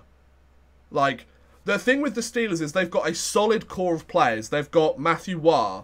They've got Robert Dowd. They've got Jonathan and Davy Phillips. Like, they have a good core of players there. They have Shudra. They have good young guys as well. They have Kirk. Well, they might not have Kirk for much longer. They have Shudra and they have Kieran Brown potentially next season. Like, they've got a solid core of players with some young British talent coming in as well. All they need to do is just find the right imports to... They're in a better position than basically every other EIHL team. Like, whereas the Panthers, they've got a lot of British guys, but most of them are kind of depth guys and bottom six players. The Steelers have top six talent as British players and guys that contribute night in, night out. So they just need to find the good bottom six players. It's much easier to find a bottom six player than a top six player, especially in like when everybody's fighting for the same group of imports. So I think there should be some optimism. It's like the New York Rangers this year. Like that, I feel like that's the best way to compare it. They've completely blown up their roster this year, and I'm excited. Like, we've been a middle of the road team since, or like we've made the playoffs, but not quite been good enough ever since our cup final run. Like, and since then it's kind of been like, oh, we've done really well. Like, we've won a President's Trophy, but what have we got to show for it other than that? Like a couple of second, third round exits and a first round exit. Now we're actually there. We might be onto something here. It's the start of something fresh and exciting and new, but with some of the fan favourites. Like, fan favourites come and go. That's the whole point. Like, you're not going to have a fan favourite. Like, very rarely are you going to have a fan favourite that stays on the team for like 20 years. Like, even David Clark didn't stay on the Panthers for his entire career. He went and played overseas for a little while and came back. So I think this is a good move for Sheffield. Max, what do you think? Yeah, there's certain guys that I would have let go as well. I'm going to stick my neck out and go against you and say Mustakos he can be good, he can be average, in my opinion. Okay. I wouldn't have him on my team just because of the pure fact of he's made a rubber himself and he bounces more pucks out than he keeps hold of, and that's just that is true. If that's his style, then fair enough. Obviously, you've catered to that, and the defence know that it's going to happen, and that's how they win a lot of their games. Fair enough. Tomo has and Simsy kind of have this this culture that as soon as you have a disappointing season, I'm not saying they didn't have a good season. They had a disappointing season. Well, they didn't win anything, so yeah, it was disappointing. Well, yeah, they didn't win anything. They came close to a couple of things. Yeah, which is possibly even worse than definitely mid-table or even worse. But then to go and blow up your whole team, obviously, I think there's a lot of stuff that we don't get told. There could be guys that go, right, well, I've had a call from another league, or I've had a call from a coach that I know that wants me to go and play or whatever, or I know I've only got 1 or 2 years, I'd rather spend it closer to home or whatever. And I feel it's a bit of a shame and a bit of a disservice to the players that you don't get more of an explanation. You're just going, right, these guys, they're not playing for us anymore. Boom. And it happens with the Panthers, it happens with the Steelers, it happens with a couple of things. And you see they either get picked up in other leagues, or or they kind of move into a background role and stuff. And I think it's a real shame to the players to say, like, right, we're just clearing house, because for something, maybe that's what the fans want to hear, or maybe that's what the management want to put out there, but it might not be the case for all them players. Yeah. Okay. Chris? Yeah. I think that you're right there, Max. It's a shame that it's just you just kind of get told, oh, they're not playing for us anymore. Obviously, the players and what have you will have their reasons. The ones that stood out to me in particular was Fitzgerald. Yeah. Because I know how liked he is there, and I'm surprised. I mean, as you said, he may well be exploring another league or what have you, or moving closer to home or whatever. He's expecting a kid, isn't he? Yeah, he is going to be 32. And again, how effective was he this year? Well, was he more a kind of enforcer rather than a points player? Exactly. Isn't the league going more towards, like, oh, you have to have 4 lines that can all play and all be effective? Yeah, you've got to have a 4-line team in the Elite League now, because Panthers introduced that about 10 years ago now, and you've got to have a 4-line team. So it's probably less. Yeah, you have to. Like, especially this season and sort of last season to an extent. Like, we've seen a move away. Well, I think we've seen a move away from, the 4th line can just be full of aggressive plugs that can go out and knock somebody's lights out but can't actually play hockey. I'm not saying that's Zach Fitzgerald at all. The thing is, like, kind of agreeing with what you guys are saying, being a fan favourite can only take you so far. Like, the fans will be really upset that you're going, but if management don't think you're the right person for the job, it doesn't matter if you're a fan favourite or not. You'll end up going. Yeah. But similarly to the Panthers, and exactly what you said, Max, the Steelers haven't won anything this season, and therefore this season is a complete failure in the eyes of some of the fans and the expectations that are in the board. If you don't win a trophy in a season, you've had a bad season. Well, that's essentially why John Tripp got fired from Braehead. Well, yeah, exactly.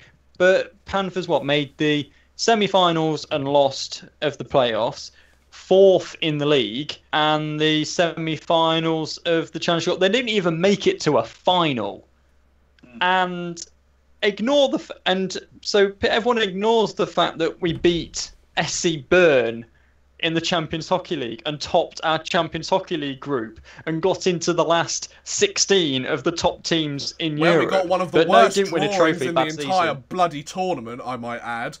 Playing fucking Zurich? What load of bollocks is that? We weren't going to win that. So, we had all those miraculous things at the start of the season, but didn't make a final, didn't even get close to winning a trophy. Bad season.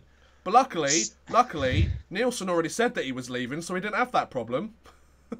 Exactly. Well, and like, I just think what it's going to be like in off season next year. Yeah, like I just think, like, because the season's so close as well, there's a lot of like knee-jerk reactions from teams as well. going, oh, well, the season's over. We need to make sure we keep as much time as you want. Like, it's I've just seen a comment from Alex in the chat. Like, yeah, not every team's gonna win every year.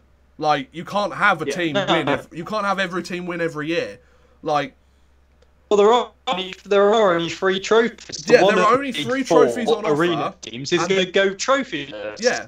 There's now only 3 trophies on offer. There's now 12 teams in the league. That means potentially a quarter of the teams could win a trophy every season. And Cardiff took 2 of them this year. Yeah. I think, however, sort of playing devil's advocate here and sort of flip side, like, whilst Nottingham did well in the Champions Hockey League, like, at the end of the day, I'm completely playing devil's advocate. I don't really agree with this much at all. But it's like, most people are oh, well, like, they did really well. They beat SC Bern. Like, oh, they beat SC Bern. Like, they beat this team. They beat that team. That's like, just one game, though. Yeah, like, they made it through to the playoffs. They made it top of their group. I fucking loved it. I thought it was great. But, like, it's kind of like going out in the first round of the playoffs. Yeah, you made the playoffs. But at the end of the day, it's not good. The only thing to counter that, I would argue, Nottingham weren't supposed to be there in the first place. Like, they proved a lot of European teams wrong by going, hey, yeah, British hockey's actually quite decent, just in case you were wondering. Like, don't underestimate us. It's done more for our exposure as a league. Yeah. And I think that's what people need to, like, people need to realise, like, okay, the way that we do things over here is, like, the league is number one. Because we're trying to drag in more fans. We're trying to drag in more football fans. We've got a Champions Cup. We've got a Challenge Cup, which is basically the FA Cup, and we've got the playoffs because hockey's meant to have playoffs. Yeah. It needs rejigging. It needs to be. Do you know what I would like to do? It needs to be hockey based. I'm not sure a big enough thing is made of the playoffs. I don't know if I don't know if I've mentioned this in a previous stream. I might have. I can't remember if I have. But do you know what? Something I'd really like to see. I would like to see the Challenge Cup include teams from every single league. Make it a whole season thing, so NIHL teams can join in. Like all of the You've not mentioned that before. Right, good. No. Well, I'm mentioning it now. Idea. So I think, like, everybody would expect the an EIHL team to win it. Like, it's exactly like the FA Cup, like you're saying. Like, I don't follow football that much, but I've got a sort of a limited knowledge of it, playing most of the FIFA games. I think like I think like having like the Sheffield Steel Dogs and the Telford Tigers and some of the Scottish NIHL teams in it, I think it could be a really good idea because it would give their teams more exposure. It would expose those teams to or those fan bases to more EIHL stuff. Nobody's expecting like one of these small teams to win the cup. Like, nobody's expecting that. Then again, nobody's expecting Edinburgh to win the cup or Milton Keynes to win the cup. Like, I just think it would be a great, like, if we're wanting to create this bond between the Elite League and the rest of the teams in the league, and then have it as a whole season thing, like, so instead of a group stage, just do like how this is just one idea, how they do it with the cup, like the FA Cup, like, so it's like you have each round. So like round 1, you play this team. Some team, like the EIHL teams, get a pass up until a certain round or whatever, and it's like the smaller clubs have to play the first few rounds before they meet the big guys. Like, I think that would make the Challenge Cup a lot more interesting. I think the Challenge Cup's boring at the moment. I'm not gonna lie. Like, it's kind of like, who do you think's gonna win it this year? It is a bit. Like. Because I mean, this year it was Belfast. Last year it was Cardiff. Who was it the year before?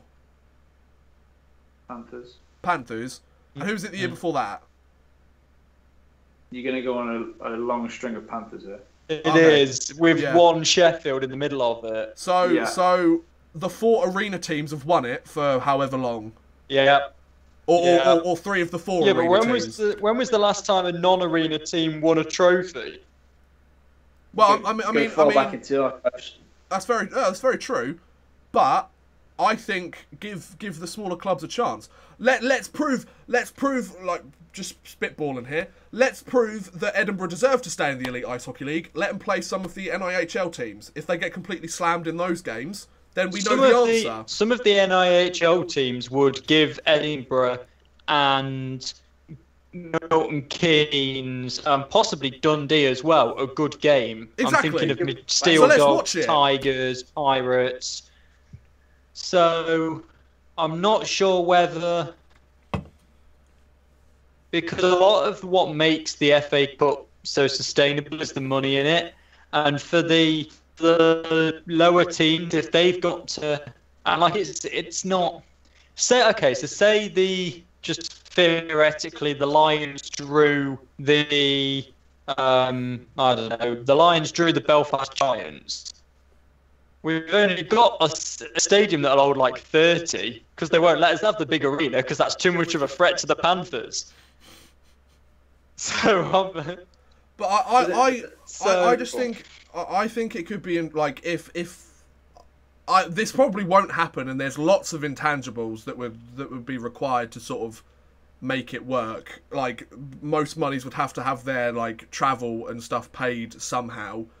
I just think like maybe they could do it like, you know, like when the NHL did its massive expansion. Like the first year it did its massive expansion, it made it so that one existing team and one expansion team made it to the final. Maybe do something like that. Maybe have all of the Elite League teams play to get a spot in the final, and all of the NIHL teams, or NIHL 2 or whatever they're called, have them all play, so at least one of them makes it to the final. Like, I don't know, like, I'm just spitballing ideas out here, like, maybe that's not the best way to do it. Something that could be investigated years down the line. The problem with that sort of stuff, if you're going to integrate them all, is you've got to have had a system in place where there is that drip feed through, so that there's more of a link between all the leagues. Yeah. Plus, it needs a lot more money in it, i.e., from something like a TV deal. Yes. Or maybe even better, an actual league sponsor. Yeah, very true. Which I'm expecting PredictorBet to join next year. What was Rapid Solicitors was the last one that I can remember. We had the Rapid Solicitors Elite League. Yes, because that was back when it was on Premier Sports. And with that, we were on Sky. Yeah. Very true. The playoff was on Sky. It was always hosted by David Sims. Oh! It was. He had a very talented co-host that did quite a lot of the work. Oh, good. It's true. So, what was actually our topic of conversation there? Oh, yeah, it was the Steelers, wasn't it? Yeah. We were doing the transfers. I was about to say, shall I do the rest of the transfers? Yeah, go for it. Right. So, shall I go from the beginning of March? We'll do that. It's not that long. We'll go from April. Go from April. Go from the beginning of April. No, because there's some that happened before the playoffs. All right then. We'll go from March. All right. So obviously David Clark's retired. Oh. Nate Fleming's left the Storm to go to Melbourne Ice. Okay. Nice. Landon Oslansky's left the Clan to go to Perth Thunder. Okay. Dylan Anderson's left the Capitals to go to Melbourne Ice. Well, I don't blame him. So now we're into April, and Dingle is retired from the Blaze. Yep. Ben Davis left the Guildford Flames to go to the Melbourne Mustangs. What is up with all these players going to Australia? They're going to play for summer season. Fair play. Mark Olivier Valorand has gone from the Blaze to EHC Lustenau. Oh. No. Tyler Schofield's retired from the Brayhead Clan. The one that caught my eye, Brandon Benedict, retiring from the Giants. He's taken a coaching role in America. Yes, he has, for a high school, I believe. Good luck to him. Because he was meant to be doing it at Belfast. Really? Dylan Lawrence has gone from the Capitals to Melbourne Ice. Yep, don't blame him. And today, that was today, and also today, Adam Harding has transferred from the Stars to the Lightning. Yes, that was announced today. You've also, Elite Prospects seems to have missed a few. Luke Ferrara has signed for 2 more years with Coventry. That's a great. He's a good transfers, not the extensions. Okay, fair play. And the Manchester Storm have re-signed defenseman Dallas Earnhardt for a 3rd season with the club. Mm-hmm. So, most of them are kind of like they're going to Australia to play in the summer league. So it's like, okay, Yeah. And the only one that really like strikes me at the moment is Luke Ferrara being signed for 2 more years. Like that's the one that sort of struck me the most. 24-year-old joined the Blaze from Sheffield last summer, going on to score 11 goals and 28 points in 48 Elite League games, with a further 2 goals and 3 points in 6 Challenge Cup games. So like I think he's a decent player. He's a very good player. Yeah, I think the Blaze will be able to get better with a guy like that on their roster. Jordan Cowney has rejoined the not the Dallas Stars, the Dundee Stars. He's signed with them for the 2nd season. Wrong league. Yeah, we'll talk about them later.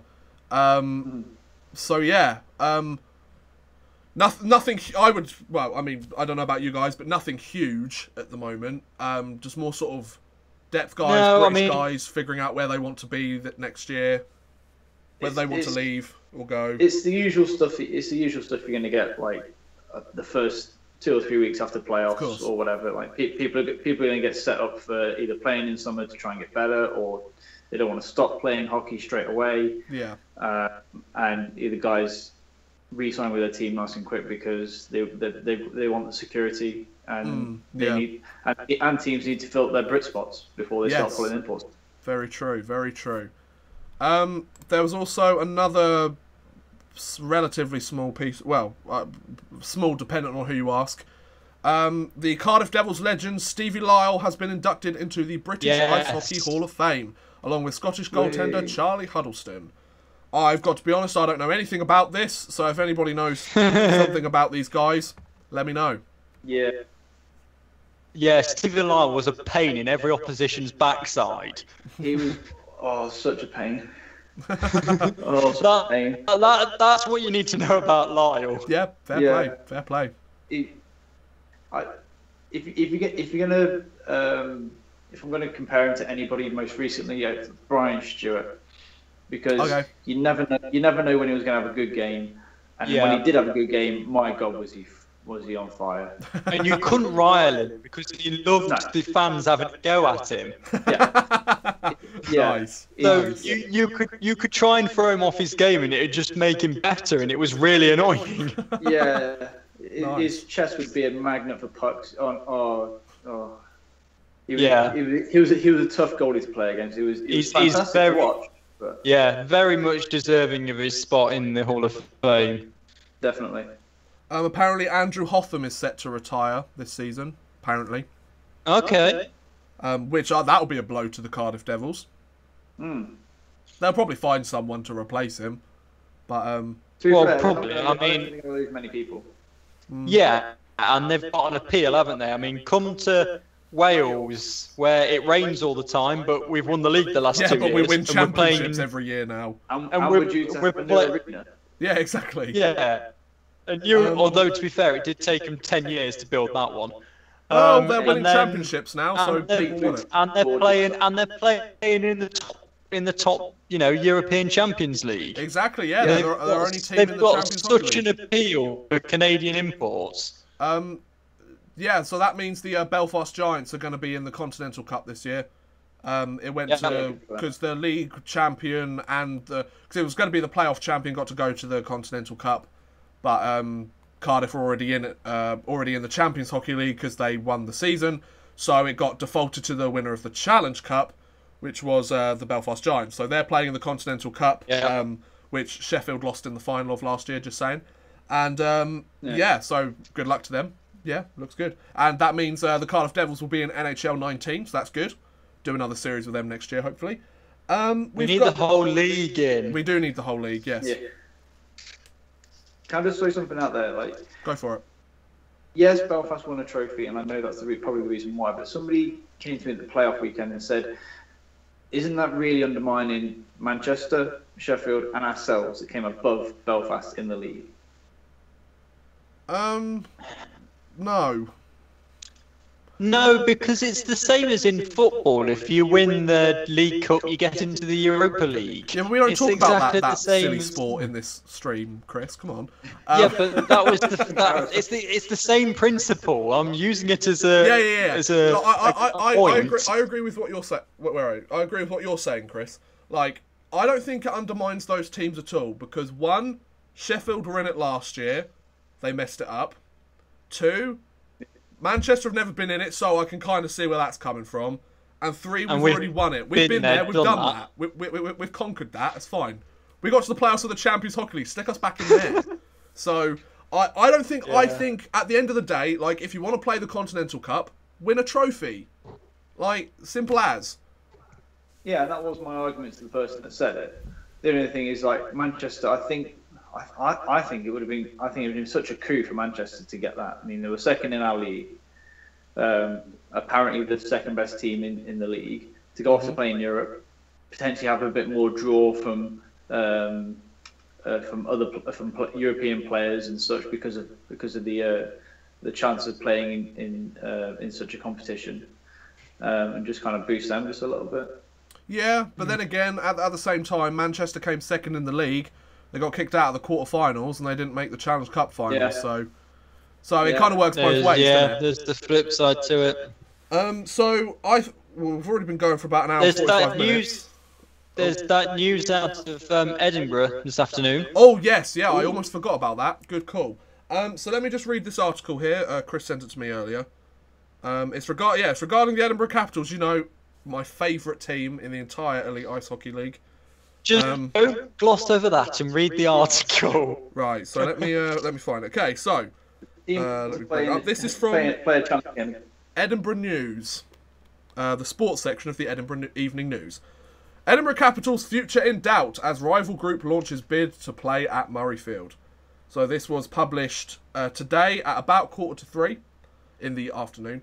The future of the Edinburgh Capitals has been placed in doubt after a rival organisation has launched a bid for the Murrayfield Ice Centre. Racers Leisure Limited, who include on their board of directors David Hand, the brother of Tony Hand, are aiming to run a professional hockey team at Murrayfield after the ice rink bosses put the ice time contract out to tender. I don't blame them because the Capitals have been playing there. The new company behind the Edinburgh Capitals, Cool House Marketing Limited, have also submitted their bid for the ice time as well. The Caps have been tenants out of the just goes into sort of stuff about the Capitals. Should Murrayfield Ice Rink choose to offer the ice time contract to Racers Leisure Limited, which is the Hand organisation, Hand and his fellow board members would then need to enter into negotiations to obtain a franchise in order to run a team out of Murrayfield. Now, this keeps saying that it's the Elite League that they're wanting to try and go in. I've heard reports that it's an NIHL team that Tony Hand's brother's actually trying to put in there. So I'm not 100% sure. Because, I mean, there already is an Elite League team there. So just make that one better if you're wanting to make an Elite League team. Or, like, if it's an NIHL team, that makes more sense, that article. Because, so basically, just to sum it up, there's another group that want Murrayfield Ice Rink to play hockey games on and make a new team for. So we don't know what's going to happen yet. This is still very much, we're still trying to find what's going on with this situation. It might take a little while before we actually find out what's going on. We'll keep an eye out, and if we do another podcast, hopefully we will.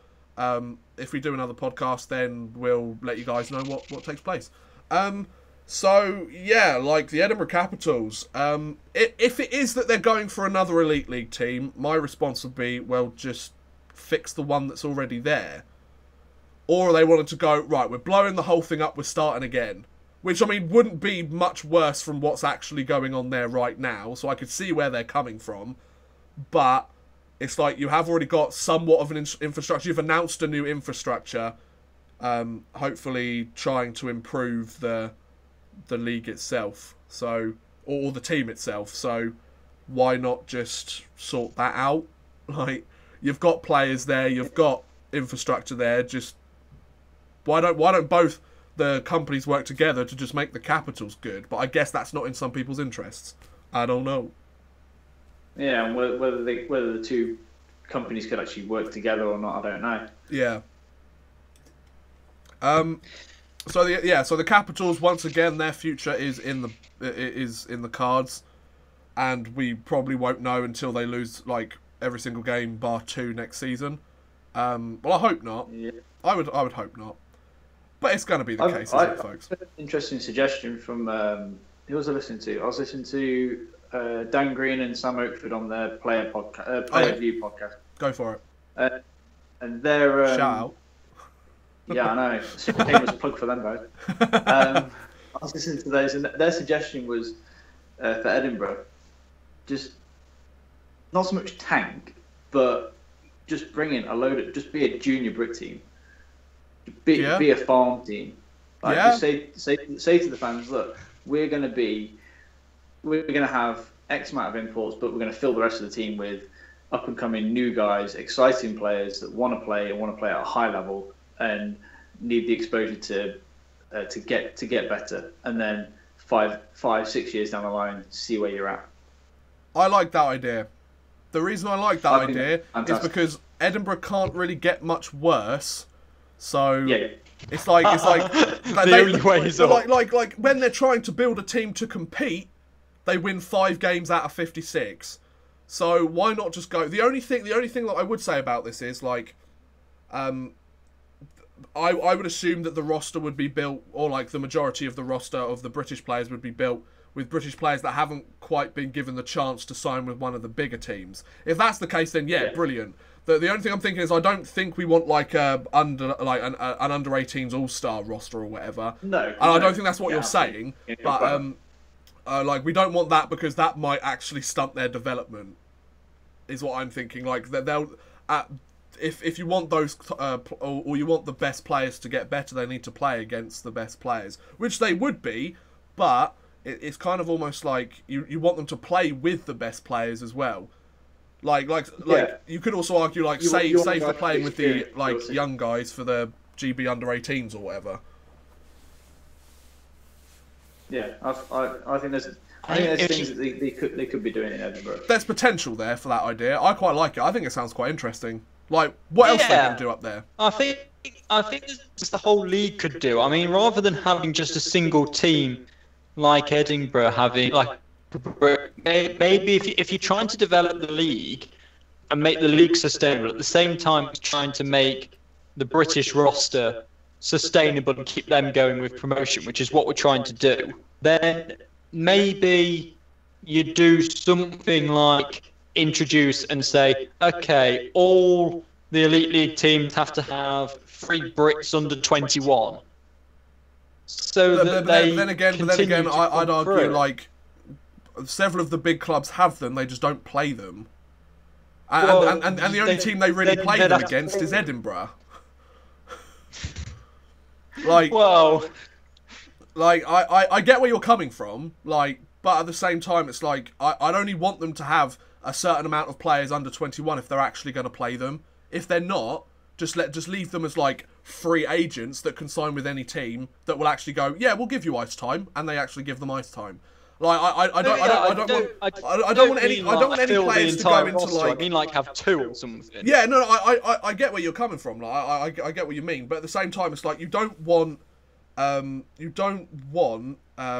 like 2 under 21s that aren't going to play on the big team. Sure, they'll practice with the team, but like there's only so much practice can give you. Like as the great Allen Iverson said, we're talking about practice. Like it's practice. Like practice in a real game, completely different things. Like so, I think it would be good if those players were played, but that's up to the clubs. I don't think they would be played. Like for example, Hazeldine and Tetlow for. How old is Tetlow? 19. Yeah, okay, so he would fit under this bracket. He's the tallest and heaviest player in the league. Like Tetlow and Hazeldine, like they got playing time, not very much though. Hazeldine played against Edinburgh, and he scored 2 goals against Edinburgh. Like and then afterwards it's like, we'll go back to Swindon, have fun. Like.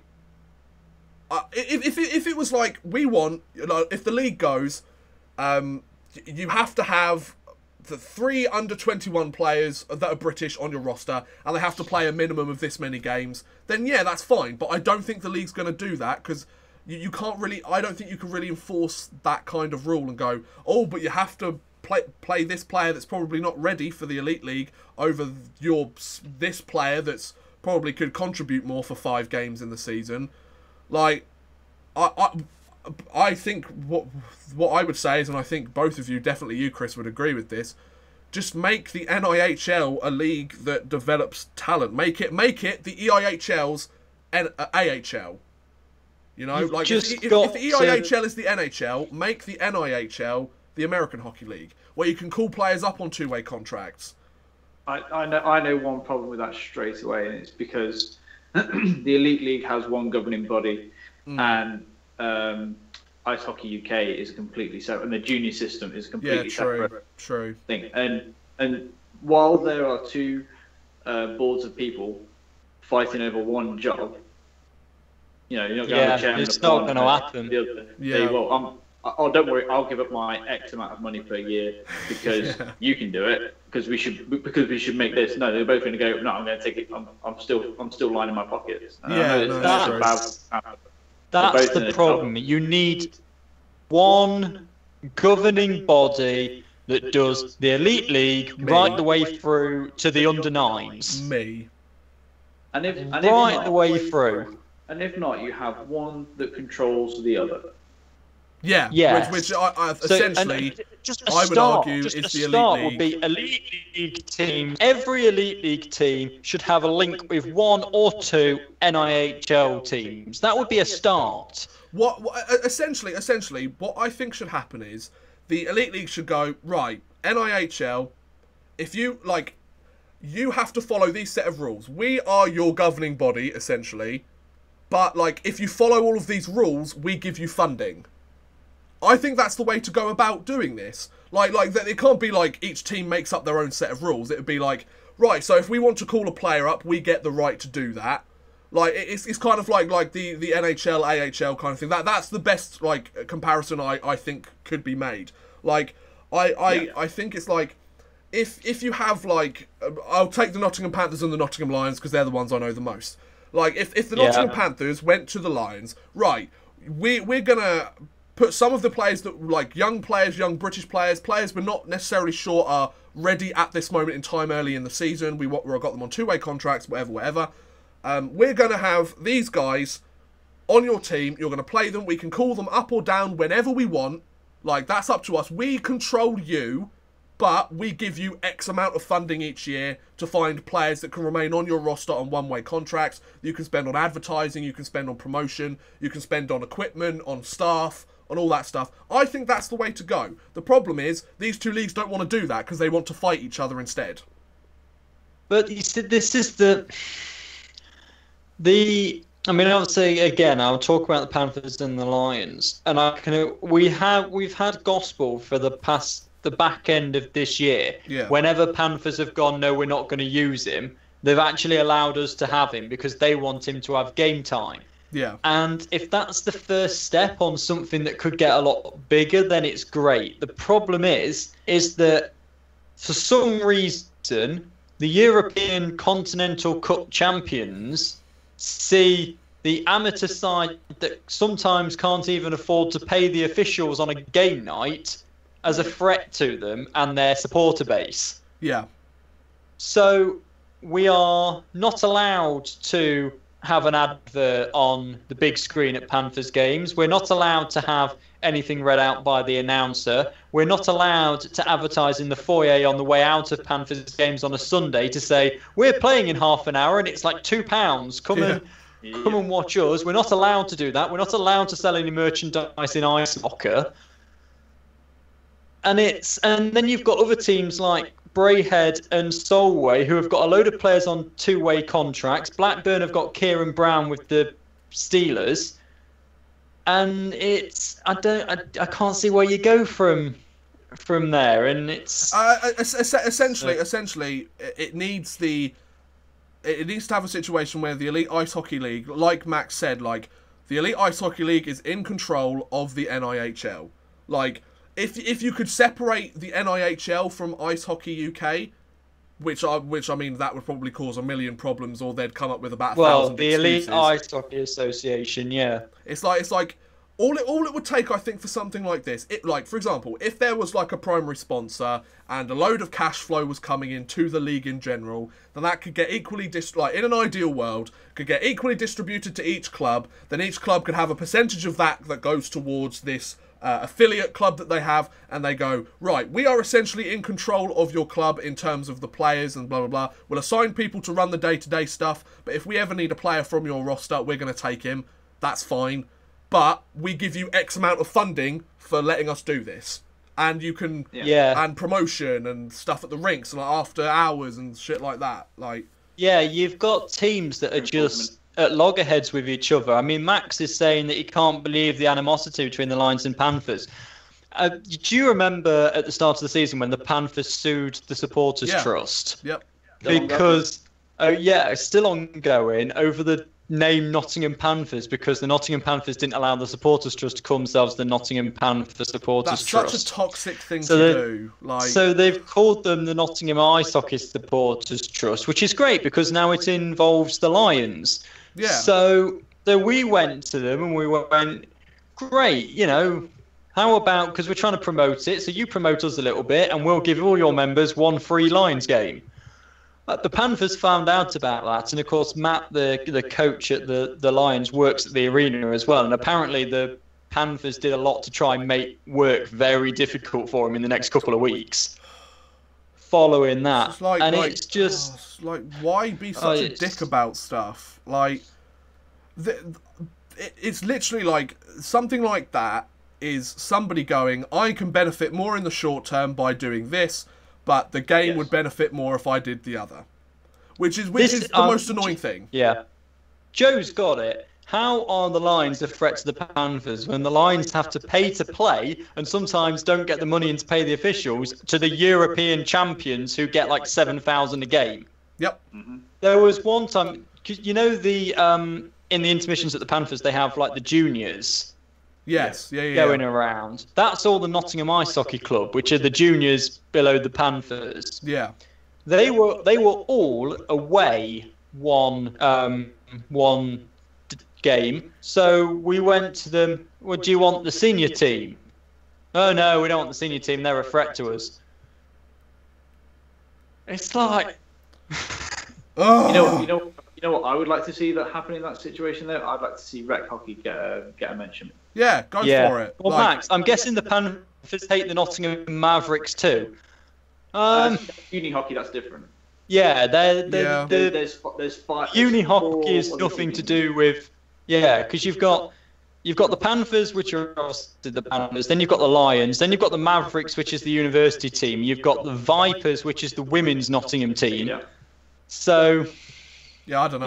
You got all the junior age ranges, and then you've got Outlaws, who I play for. Mm-hmm. You've got Cyclones.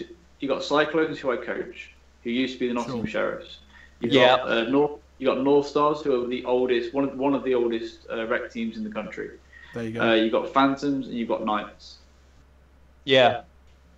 Like there's so much hockey in Nottingham, and none of them work together. No. What we need is like. The way that I see it, it's like the Avengers right at the start of the first film, where they're all like, yeah, I don't want to work with you.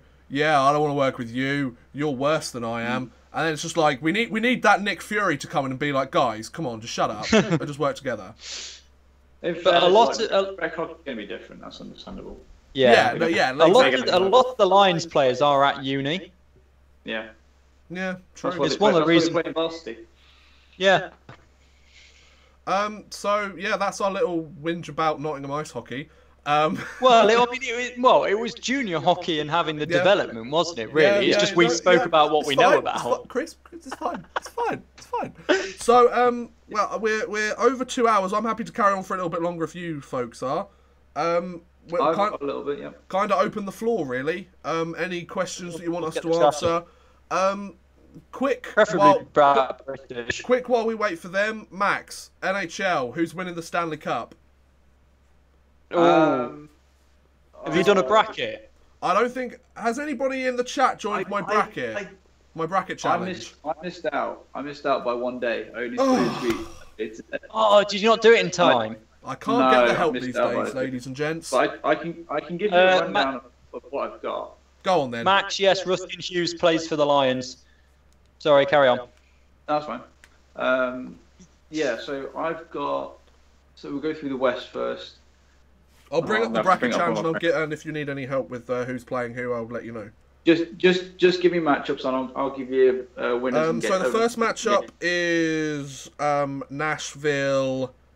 Somebody. One moment. Minnesota Wild. No, that's Winnipeg, Minnesota. Yeah, it's Winnipeg, Minnesota. Because they played game 1 last night. Just letting this load. Come on, please. Right. Come on, Nashville. It's Nashville, Colorado in round 1. Oh, yeah, Colorado. I got Nashville in 5. Oh, interesting. Okay. I think I went Nashville in 5. I went Nashville in 6. Okay. Then we've got Winnipeg, Minnesota. I got Winnipeg in 6. Yep, same. I got Winnipeg in 5. Vegas against LA. I've got Vegas in 6 or 7. I've got Vegas in 7. Vegas in 6. I think it's either 6 or 7. I think it's 7. Jonathan Quick could win that series for them. Well, I mean, he did last night. We'll have to see what Flower does in the playoffs with a different team. Yeah. Yeah. And then Anaheim, San Jose in the West. I picked Anaheim over San Jose. I can't remember how many games. Okay. Chris? I think I did San Jose in 6. I did San Jose in 7. I think I did San Jose in 6, but I... Then we've got, in the East, Tampa and New Jersey. Tampa in 5. Yeah, Tampa in 5. I did Tampa in 4. It was the only sweep that I did. Oh yeah, I haven't gone for any sweeps. Ooh, I got a second round sweep, I think. Nice. Then probably one of the better first round series, Boston, Toronto. I put Boston in 6. Okay. I put Toronto in 7. I put Boston in 7. I think that's going to be a hard fought series. That's going to be an interesting. Then we've got Washington, Columbus. I think I put Washington in 5. I think Columbus I might think get I'd put Washington in 5. I put Washington 6. And then Pittsburgh, Philadelphia. That's, by the way, game 1 last night of that series. Fucking incredible. Days. It was so loud in that arena that you couldn't hear the announcers for most of the game. You couldn't hear Pierre Maguire, which was actually quite a blessing. But anyway. Every cloud and all. Yeah. I put Pittsburgh through just because of the second round matchup. Yes. Yeah. How many games? 6. Same. I think it was 6. I put 5 or 6. I can't remember. So most of them we actually agreed on. Like most of them we were right. It's just that Boston Toronto game and the Anaheim San Jose. Yeah. So the second round, the conference semi-finals, Nashville against Winnipeg. Who you got going through? Nashville. I believe I put Winnipeg. Really? Oh. Yeah. That would be an upset. I wanted to go a bit controversial, and I think that Winnipeg could be a little bit of a dark horse in the whole playoffs thing. Yeah. And I think they could be the banana skin of a lot of teams. They did take game 1 in the first round yesterday. Exactly. And then the other Western Conference semi-final, Vegas against San Jose or Anaheim. I put Vegas. Damn right, son. I put Vegas. I just want Vegas to go as far as they can. They've been such a great story this year. Yeah. In the East we have Tampa against either Boston or Toronto, which would be a great series. For me, it was For me again, it was Tampa, Toronto, and I went Tampa. I put Tampa through. I put Boston. My reasoning: every team that wins the Stanley Cup, and I said this to Chris earlier, every team that wins the Stanley Cup gets hot before the playoffs. Tampa Bay weren't hot before the playoffs. They kind of limped into the playoffs, if I'm honest. So then the conference finals, Western Conference final, I had Nashville and Vegas. And I assume the rest of you did, except for Max, who had Winnipeg, Vegas. Yeah, I had Nashville. Hang on, we didn't do No, we don't. Washington. Oh, sorry, yeah, Pittsburgh you're right. Washington, Pittsburgh. I put Pittsburgh through because Washington always lose to Pittsburgh in the second round. Yeah, I put Pittsburgh. I threw in a curveball here. I put Washington. Okay. You think this is the year they're going to do it? Wow. And the only reason I did that, they've never gotten through to the conference finals. Cardiff never won the playoff trophy until this year. Sometimes the stats don't help. Sometimes. Okay, so now the conference finals. It's Nashville against Vegas, or Winnipeg against Vegas, depending on who you chose. I put Winnipeg through against Vegas. Really? Yeah. Chris? I put, much as I want Vegas to go all the way, I put Nashville through against Vegas. Yeah, I think that's where Vegas will bow out, and bow out respectively as well. Yeah, definitely. And then the other final, you guys must have Tampa, Pittsburgh. Yeah. I've got Boston, Washington. Yeah, your Eastern side's really different to ours, isn't it? It's because I understand the East, my son. Well, I mean, you've been losing in it for long enough. Oh, shut it, you. Who's that? Belfast are going to win the league? Oh, yeah, okay. Yeah. So, I don't care, that's good now in Toronto in the playoffs. I had Boston to go through. So, my Stanley Cup final is Nashville-Boston. I have Winnipeg and Tampa Bay. I've got Nashville and Tampa because I'm boring. Ooh, because I go for the number 1 and 2 seed because I don't actually follow the NHL. I don't as much as I should, to be honest. I have the Nashville Predators winning the Stanley Cup. What about you guys? Yes, I have.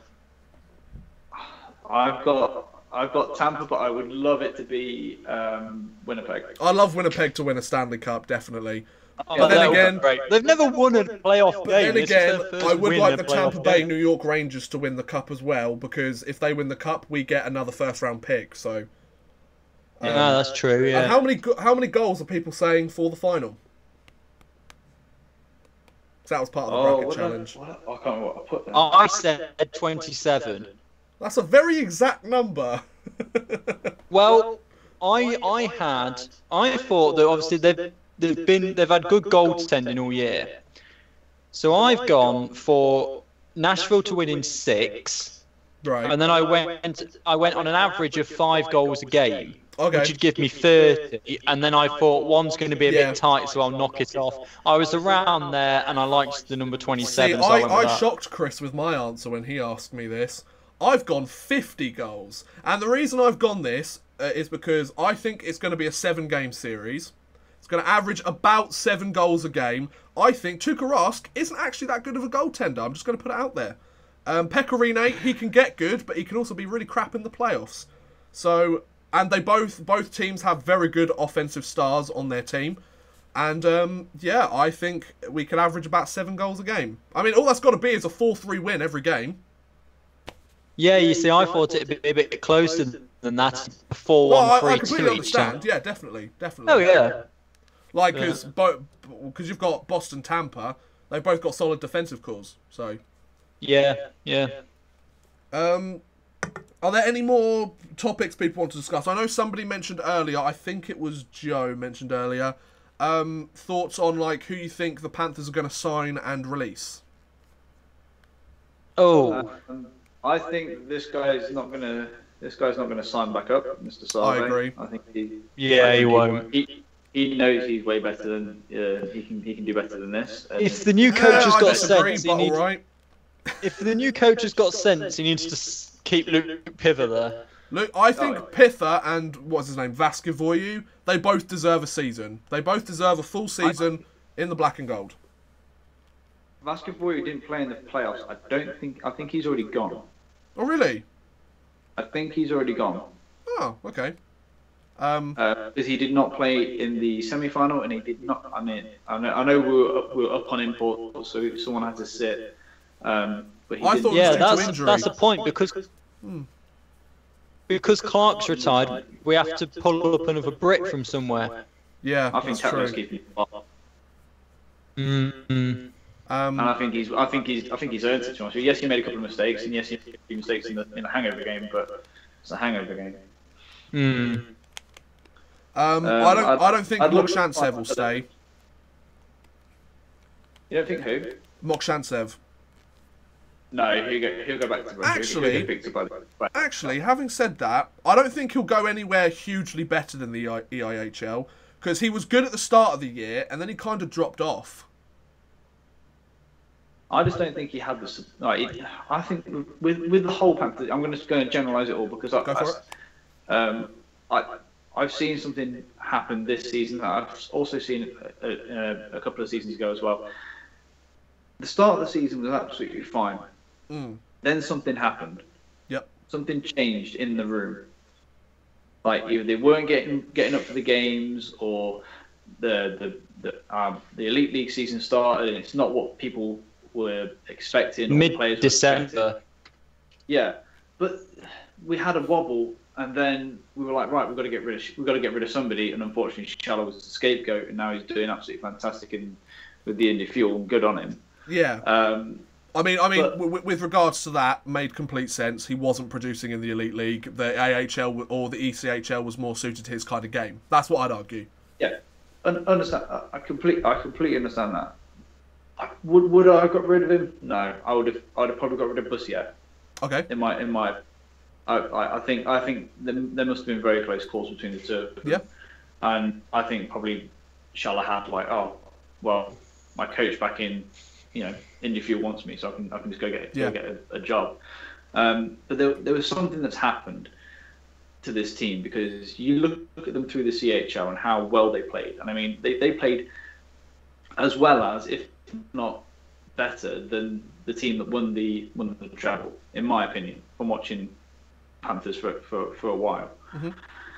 Something's got to have happened for it to drop off that much.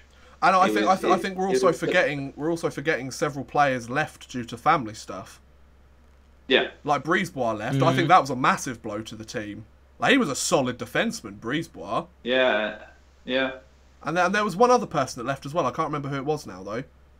Oh, that's gonna really, really annoy me. Yeah, there was one other person that left due to like family issues or something. I'm pretty sure. Yeah. Yeah, definitely Brisebois left. Who was it? There was one other person before Brisebois. And it was they all kind of ran in at the same time that Shala had to leave as well, I believe. Like, I think that's why the defensive core of the Panthers was kind of exposed. We had a couple of import defensemen that were like, oh, we kind of need to go now because of whatever reason. Which isn't that's kind of something like you can't foresee. Yeah, I say it's going to be an interesting off season. There's players that I think I would love to see back, because I think they're fantastic players, and they'd do well in our league if they got another year. But in my heart of hearts, I think this new coach is right to come in and put his own stamp on things.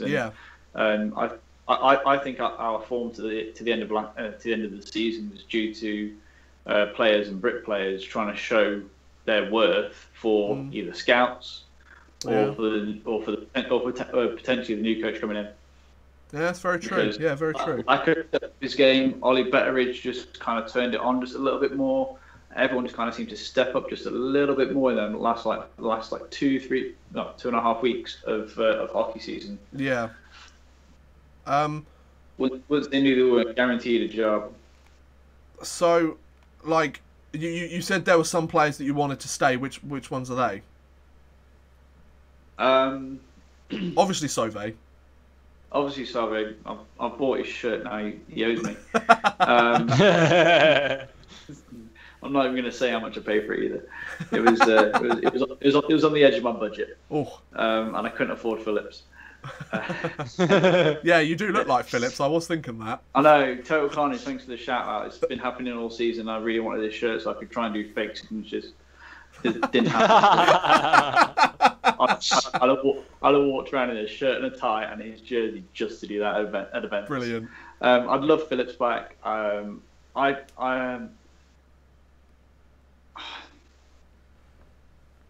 not too bothered about Brown. Yeah, I don't see the hype around Jeff Brown. I'm not gonna lie. No, last year he was a very good points player, and this year he has been, but he's been very, very physical this year. Very overly physical, and his game has changed drastically over the past over the course of an off season. Yeah, so to speak. There's nobody really it's a shame because you really should be able to just oh right, yeah, this is what I want. These are the guys I want back. Oh, Galbraith, that's what I was thinking of. I want Galbraith back. Definitely. I know Garnett's tweeted out that he's either signed. Yeah, he's back. Yeah, we've got Garnett for next year. Do we? Yes, he put a tweet out saying that he's ready for the fall. He's ready for. He needs to go to some sort of goalie training camp first. Because he's bringing back that two-pad slides, mate. Good, because he kind of forgot to play hockey a couple of months in. So if he could do that, if he comes back, if he comes back and plays as the Garnett that got us to the playoffs of the Champions Hockey League, come back, Garnett, go for it. If he plays mid-season Garnett, I'm all right, thanks. After this is hearsay. But about halfway through the season at a Panthers event that I attended, Garnett came out and said he was only expected to play a third of the season. He was only expected to play until Zakharchenko, I assume. Exactly. Right. Okay. Well, they were both meant to be there. He wasn't planning on playing that many games. Yeah. Okay. Now, okay. Granted, he did very, very well for those games, and that was great. But I think we saw the true Garnett. Yes. Through to mid. Around in fairness, as a goaltender, you have to be ready whenever they ask you to be ready. Yeah. Yeah. And that was the downfall of Dan Green. Brett Pelini, I'd probably have Brett Pelini back. Pelini was the highest point scorer this season. Yeah, I'd have him back. Yeah, I'd have him back. But again, another guy that just he got hot and then he went cold for a very, very long time. Yeah, true. But then again, that was kind of the whole team. So. Yeah, I know you can say that about most people. To be honest with you. Yeah. Somebody who let me down though. Well, I say let me down. I was a bit didn't really get the hype over him again. Was Evan Mosey. Okay. Just people knew he was good. Teams knew that was a danger guy. He's quick. He can shoot. He can be physical. He can just turn it on. He can be a game changer. Well, we target that man. It's right. Don't let me. You're playing the Oilers. Don't let McDavid play. Well, yeah, he did score 108 points this season, so they didn't work for them. But exactly. I know exactly what you mean. I know exactly. In our league, the one thing I would say is that Evan Mosey, whilst he didn't kind of live up to the hype of coming back to Nottingham, I will say that I very much saw a Rick Nash in Evan Mosey in the sense that he's not one to put compared to previous seasons. I've obviously haven't followed the league for that huge amount of time. He seemed to come back a slightly different player, but he's still one of the fastest skaters there, I think.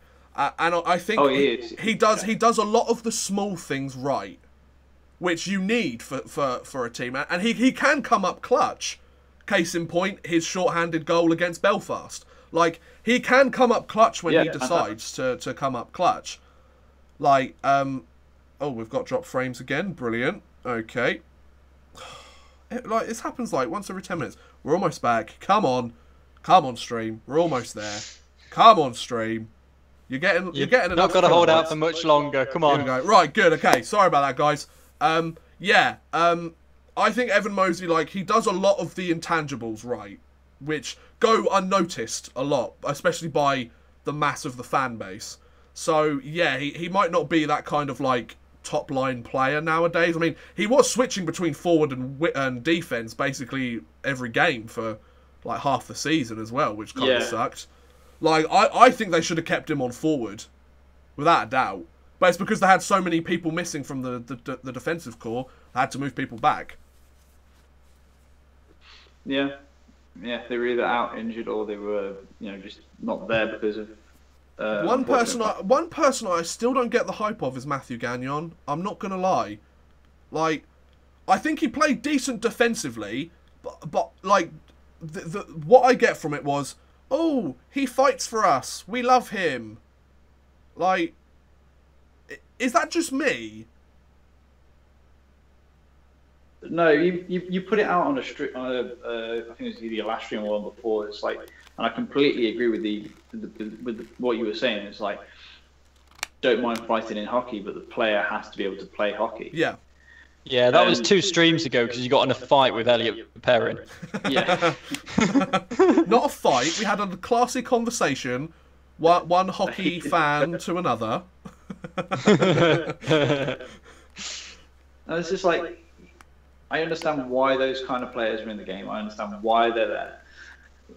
But I do this to the Cat's Whiskers. I do it to any kind of podcast people that bring up, whenever fighting comes up, I just say, right, look at a guy like Guy Lepin. For him, people were scared of him. Like, yeah, honestly, fear. Like they were saying, I've spoken to Clarky a little bit about this as well. Just want to clang name drop here. I go to his summer camps, look him up. So you get a little bit of time to talk to the guys and stuff. And yeah, he would say, like, I would say, who's the best defender that you've ever played with and stuff, or who's the best fighter you've had on your team? And he said, hands down, Lepine, because people just didn't want to fight him because he was that tough.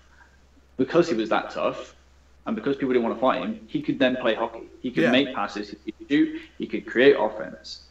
Now, I kind of like, that's my kind of standard as to a fighter. I always say, oh, if this guy's going to be our fighter, how is he going to compare to Lepine? Right, okay. A forward or a D. I think seeing Lepine play, it was really good. I it really think, like, was. I mean, he could. Sorry, carry on. Oh, I was going to say, like, oh, why have we dropped frames again? Oh, right, we're almost there. Come on, because the stream's 2.5 hours long and it's given up. Oh, I think somebody must be streaming. YouTube is saying you're talking too much bollocks. We're almost there. YouTube's cottoned on to us. I think. Oh, good. Right, we're back. Sorry for the lag, guys. My bad. Well, it's not. It's my computer's bad, but there you go. I think, like, the best example, like, I have is sort of from my short-term Elite Ice Hockey League following. I would argue is Brian McGrattan. Like, he's a guy that, like, compared to somebody like Matthew Gagnon, Brian McGrattan, from what I saw, could come up clutch when, like, he knew the games that he needed to turn it up. I love how I nod and Max just face palms and like. I don't like Brian McGrattan.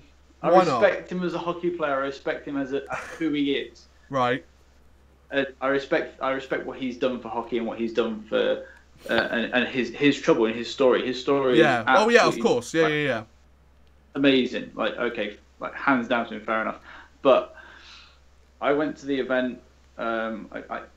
Getting a pattern here. I'm going to a lot of events. Yeah. Well, you live in Nottingham. I went to the Ice Guardians showing where he. Oh right. Okay. Yeah. So. Great documentary, by the way. If anybody has Netflix and wants to watch a good documentary, Ice Guardians. It's about enforcers in hockey in the NHL and sort of how they kind of cope with it and what their whole thing is about. Definitely watch it. It's a fantastic watch. Fantastic. Honestly, can't rave about it enough. And I would watch it. I will watch it over and over and over again until I'm blue in the face. And he features quite heavily in that. Yeah. And obviously the Panthers did a thing with it, and it all came out and it was lovely. And then he had an interview with after that. So they had a private screen for sponsors, anybody who could buy a ticket. And Brian McGrattan did an interview with Gary Moran at the end of the showing, and he came across very, very well in the Ice Guardians. And with some of the questions, he was very good and very well spoken, very well answered and stuff. Then some of the things, he was just a dick, you know. And it was one of the things, just like, why do you fight? I get a buzz out of it. I like getting punched in the head. Was his answer? I'm like, no, that's not why you fight. Yeah. That's not why you fight. You don't fight because you want to. You don't fight because you fear something. You fight. For me, fighting in hockey is you've got to change the momentum. You've got to do something, or you need to stand up for yourself or somebody else. I think like fighting in general in hockey, it's such like a person by person basis. I would say most of the fighters are with you. Like they're like, oh well, we don't necessarily want to fight, but if there's something that we can do to spark the team and get them to change the way it's being played because we're not good enough at the moment, then that's what we'll do.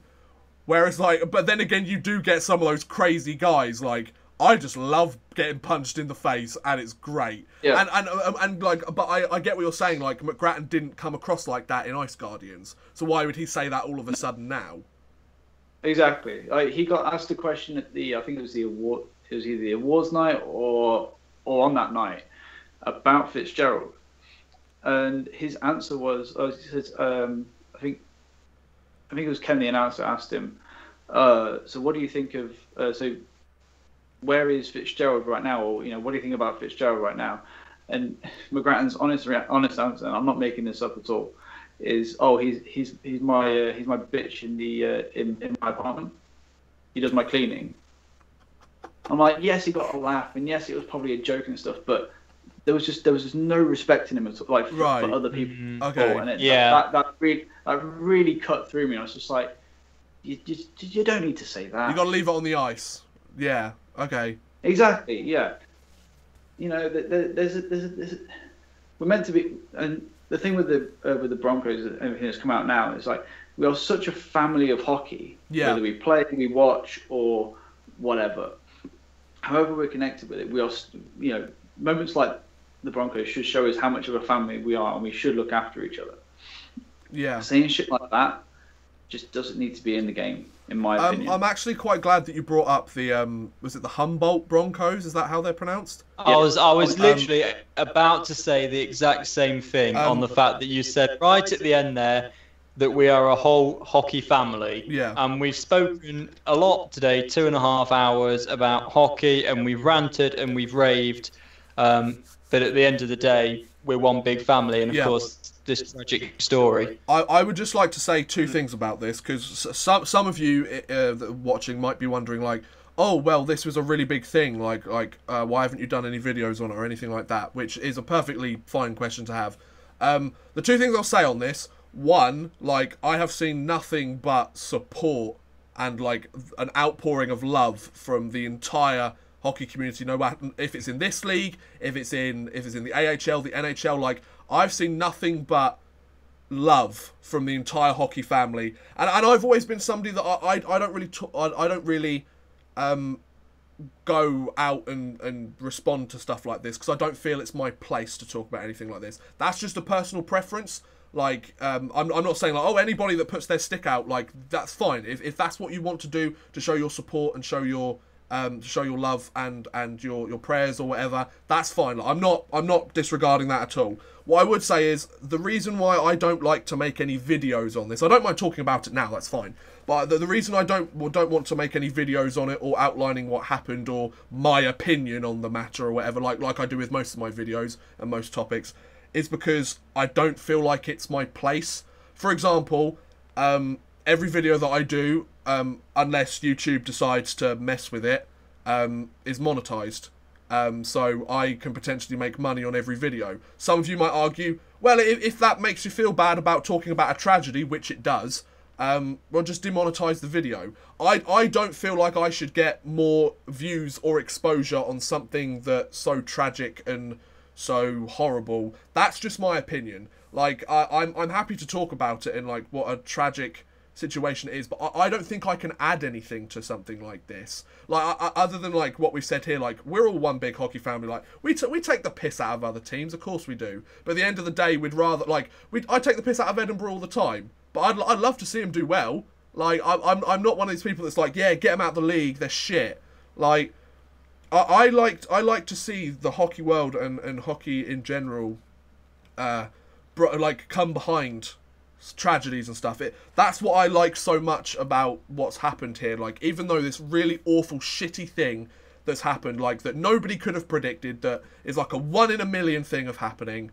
Like the hockey world has crowded round, and for the most, pretty much everything from what I've seen is we want to support in any way we can. There's teams donating. Their GoFundMe has got like $7 million of money. They've completely smashed the target. Yeah, for any, keep for going. any I've got it up costs. now. It's 9,879,000. Like that's crazy. I personally haven't donated anything towards that. If you guys want to do that, that's up to you. I'm not gonna tell you should or you shouldn't. I very much feel like all I can say on something like this is it's a horrible thing that shouldn't have happened.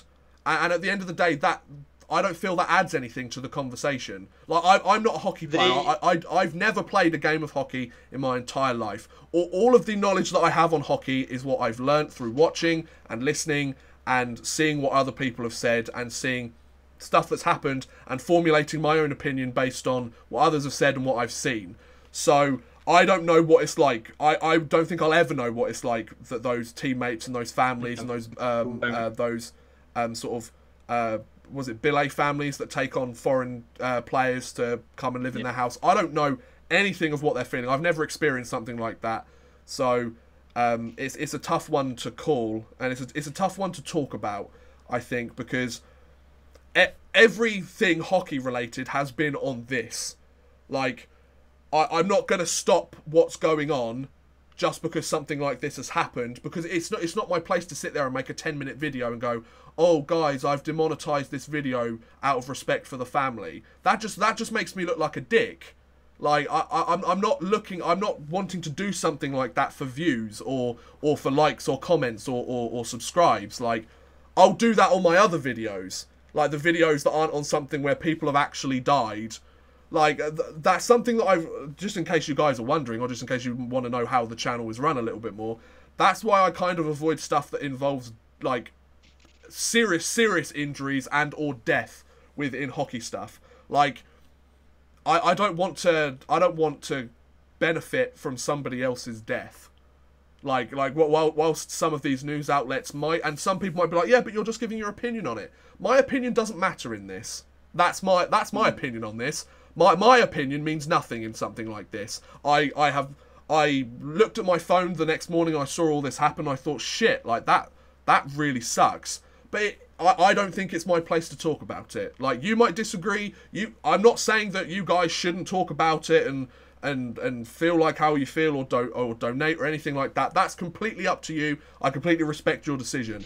My decision for this is, it's not my place to talk about it. I don't want to come across as some sort of person that either monetizes the video and benefits financially off talking about a load of teenagers dying, and I don't want to be the person that goes, oh, look at me guys, I'm such a hero, I demonetize this video because I care about the kids. Like, let the families grieve. We all know what's happened now. A bus crashed into a tractor, a tractor crashed into a bus or whatever. We all know what happened. Like, we all know that it's such a tragedy. Let everybody else, let the news outlets talk about it now. I'll carry on doing what I do. I know what happened. You know what happened. I'm rallied round them. Just because you don't show your support publicly doesn't mean you don't support it. I think that's where I'll end it. Like, because it's a bit of a damper to end it on. But just in case people wondering, like, oh, well, why haven't you mentioned this in a video or anything? Like, I don't think it's my place. So yeah. Do we have anything slightly more positive to finish up on? Because we're coming up to about 2 3/4 hours. So probably want to finish up. From what I've seen from the chat, they're all just kind of ranting and raving with each other, to be honest. The internet, brilliant. I've got one thing that can finish on, a couple of things we can finish on. Sure, go for it. So you guys made a bet. Yes, we did make a bet. The results of that bet are clearly in. Yes, definitely. I had no choice in this bet. Hey, no.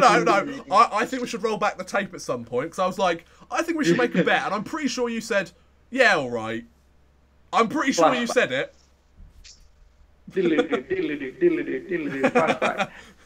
So I heard there was a mention of potentially going on to a training session in a certain padded up situation.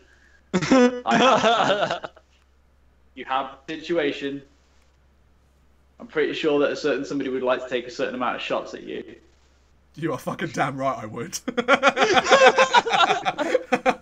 So if you want to set it up, I have the goalie gear. I Awesome. have everything from skates, the important piece, and the chest armor, and the pads, and the gloves, and the block. So just to clarify for anybody that has either forgotten or doesn't know, Chris and I made a little harmless bet at the beginning of the in our first sort of playoff-related podcast, where we said we predicted who was going to win, and we thought we'd have like a little like casual bet. It was nothing money-related or any shit like that, because we're not really that fussed about that. But of course, me being the hockey genius that I am, I won the bet, obviously, because I predicted everything except one quarterfinal. That was a 1-goal difference, just putting it out there. And who was it you thought we're going to win the playoffs, Chris? Just remind us. I can't remember, you know. I think it was an Irish team, wasn't it? I think I've got a visual explanation of who it is. 1 second. Hold on. Was he written this down? I've written it down as well. The one thing I'll say is that you're going to Canada. I am. And see, the season's finished, so we're not training for ages. That's true. So this is going to be like many months down the line. I mean, if people want to see it, I'm happy to wait until I get back. I'll be back in about September. Oh, it's going to have to. Oh no, you need to make a video on this. Oh, I'll definitely make a video on it. You're damn right I will. Exactly. So we've got to wait until you're back. So it's going to be like at least September time. Okay. All right. Okay. So what we're going to do is... Where is he? Is he back? Nah, scratch that. I can't find it. It's all right. I wrote it down somewhere, but I think it's in my bin now. Yeah, I'm sure it is. You want to burn that as quick as possible. Burn the evidence. The team in team. Oh, it's here. So I predicted Cardiff right from the very first playoff podcast we did. I predicted Cardiff to win. Oh, there it is. There it is. I predicted Cardiff to win. Lo and behold, Cardiff won. Mr. Chris Gadsby over there decided to predict Belfast would win. And how far did they get in the playoffs again? Sorry? I can't remember. Oh, they lost to the Panthers. Oh yeah, which round again? Technically the quarterfinal, so the first round of the playoffs, right? The first round of the playoffs is making the playoffs. Yeah, fair point. I think we're going to sort it out that in a couple of months' time, it's going to be down the line. Like, I've got a show to make for the Brighton Fringe Festival first. Like, I'm a busy You've got a show to make, then you're going to Canada, they're not training I'm a busy fucker. Yeah. What we're going to do is, we'll figure out the intangibles as we go along, but essentially, I just want to shoot a load of pucks at Chris in net and see how many he saves. I don't think he'll save any. Yeah. Just saying. Is it bad that quite a large part of me is actually looking forward to it? Because I think it might be quite fun. Why not? Let's do it. I think we should get as many people as possible just firing pucks at you, Chris.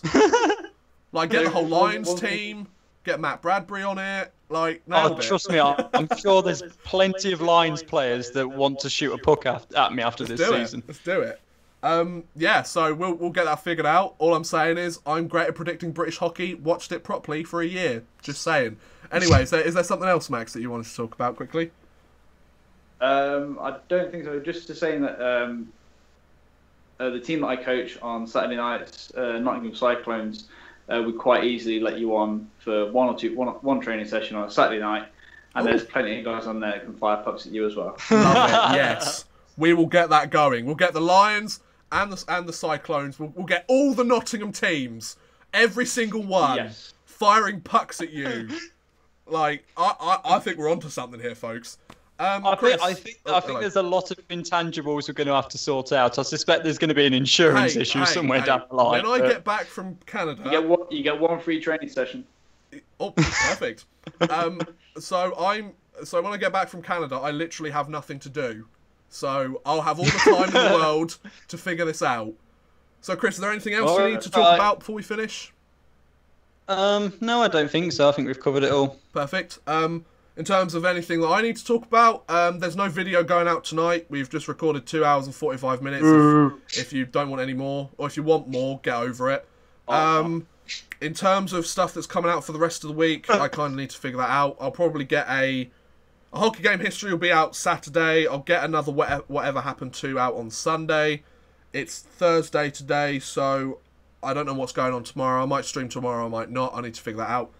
But yeah, so I think that's it then. So thank you very much for watching, guys. Hope you have enjoyed our post-playoff podcast. Thank you, Chris. Thank you, Max, for joining us for the very first time. Alright. If welcome. You want to tweet us, if you want us to do any more podcasts, we might be able to get in a few more if there are any like key signings or anything as the off-season goes on, although they'll probably be a lot shorter than this one because there won't really be a huge amount to talk about for the next like 4 months. No. No. So yeah, please feel free to like, subscribe, share, watch some of my other videos, sponsor, super chat, give me money, all that shit. Do whatever you want. Yeah, do it. We need those custom emojis. I've been waiting for weeks on this.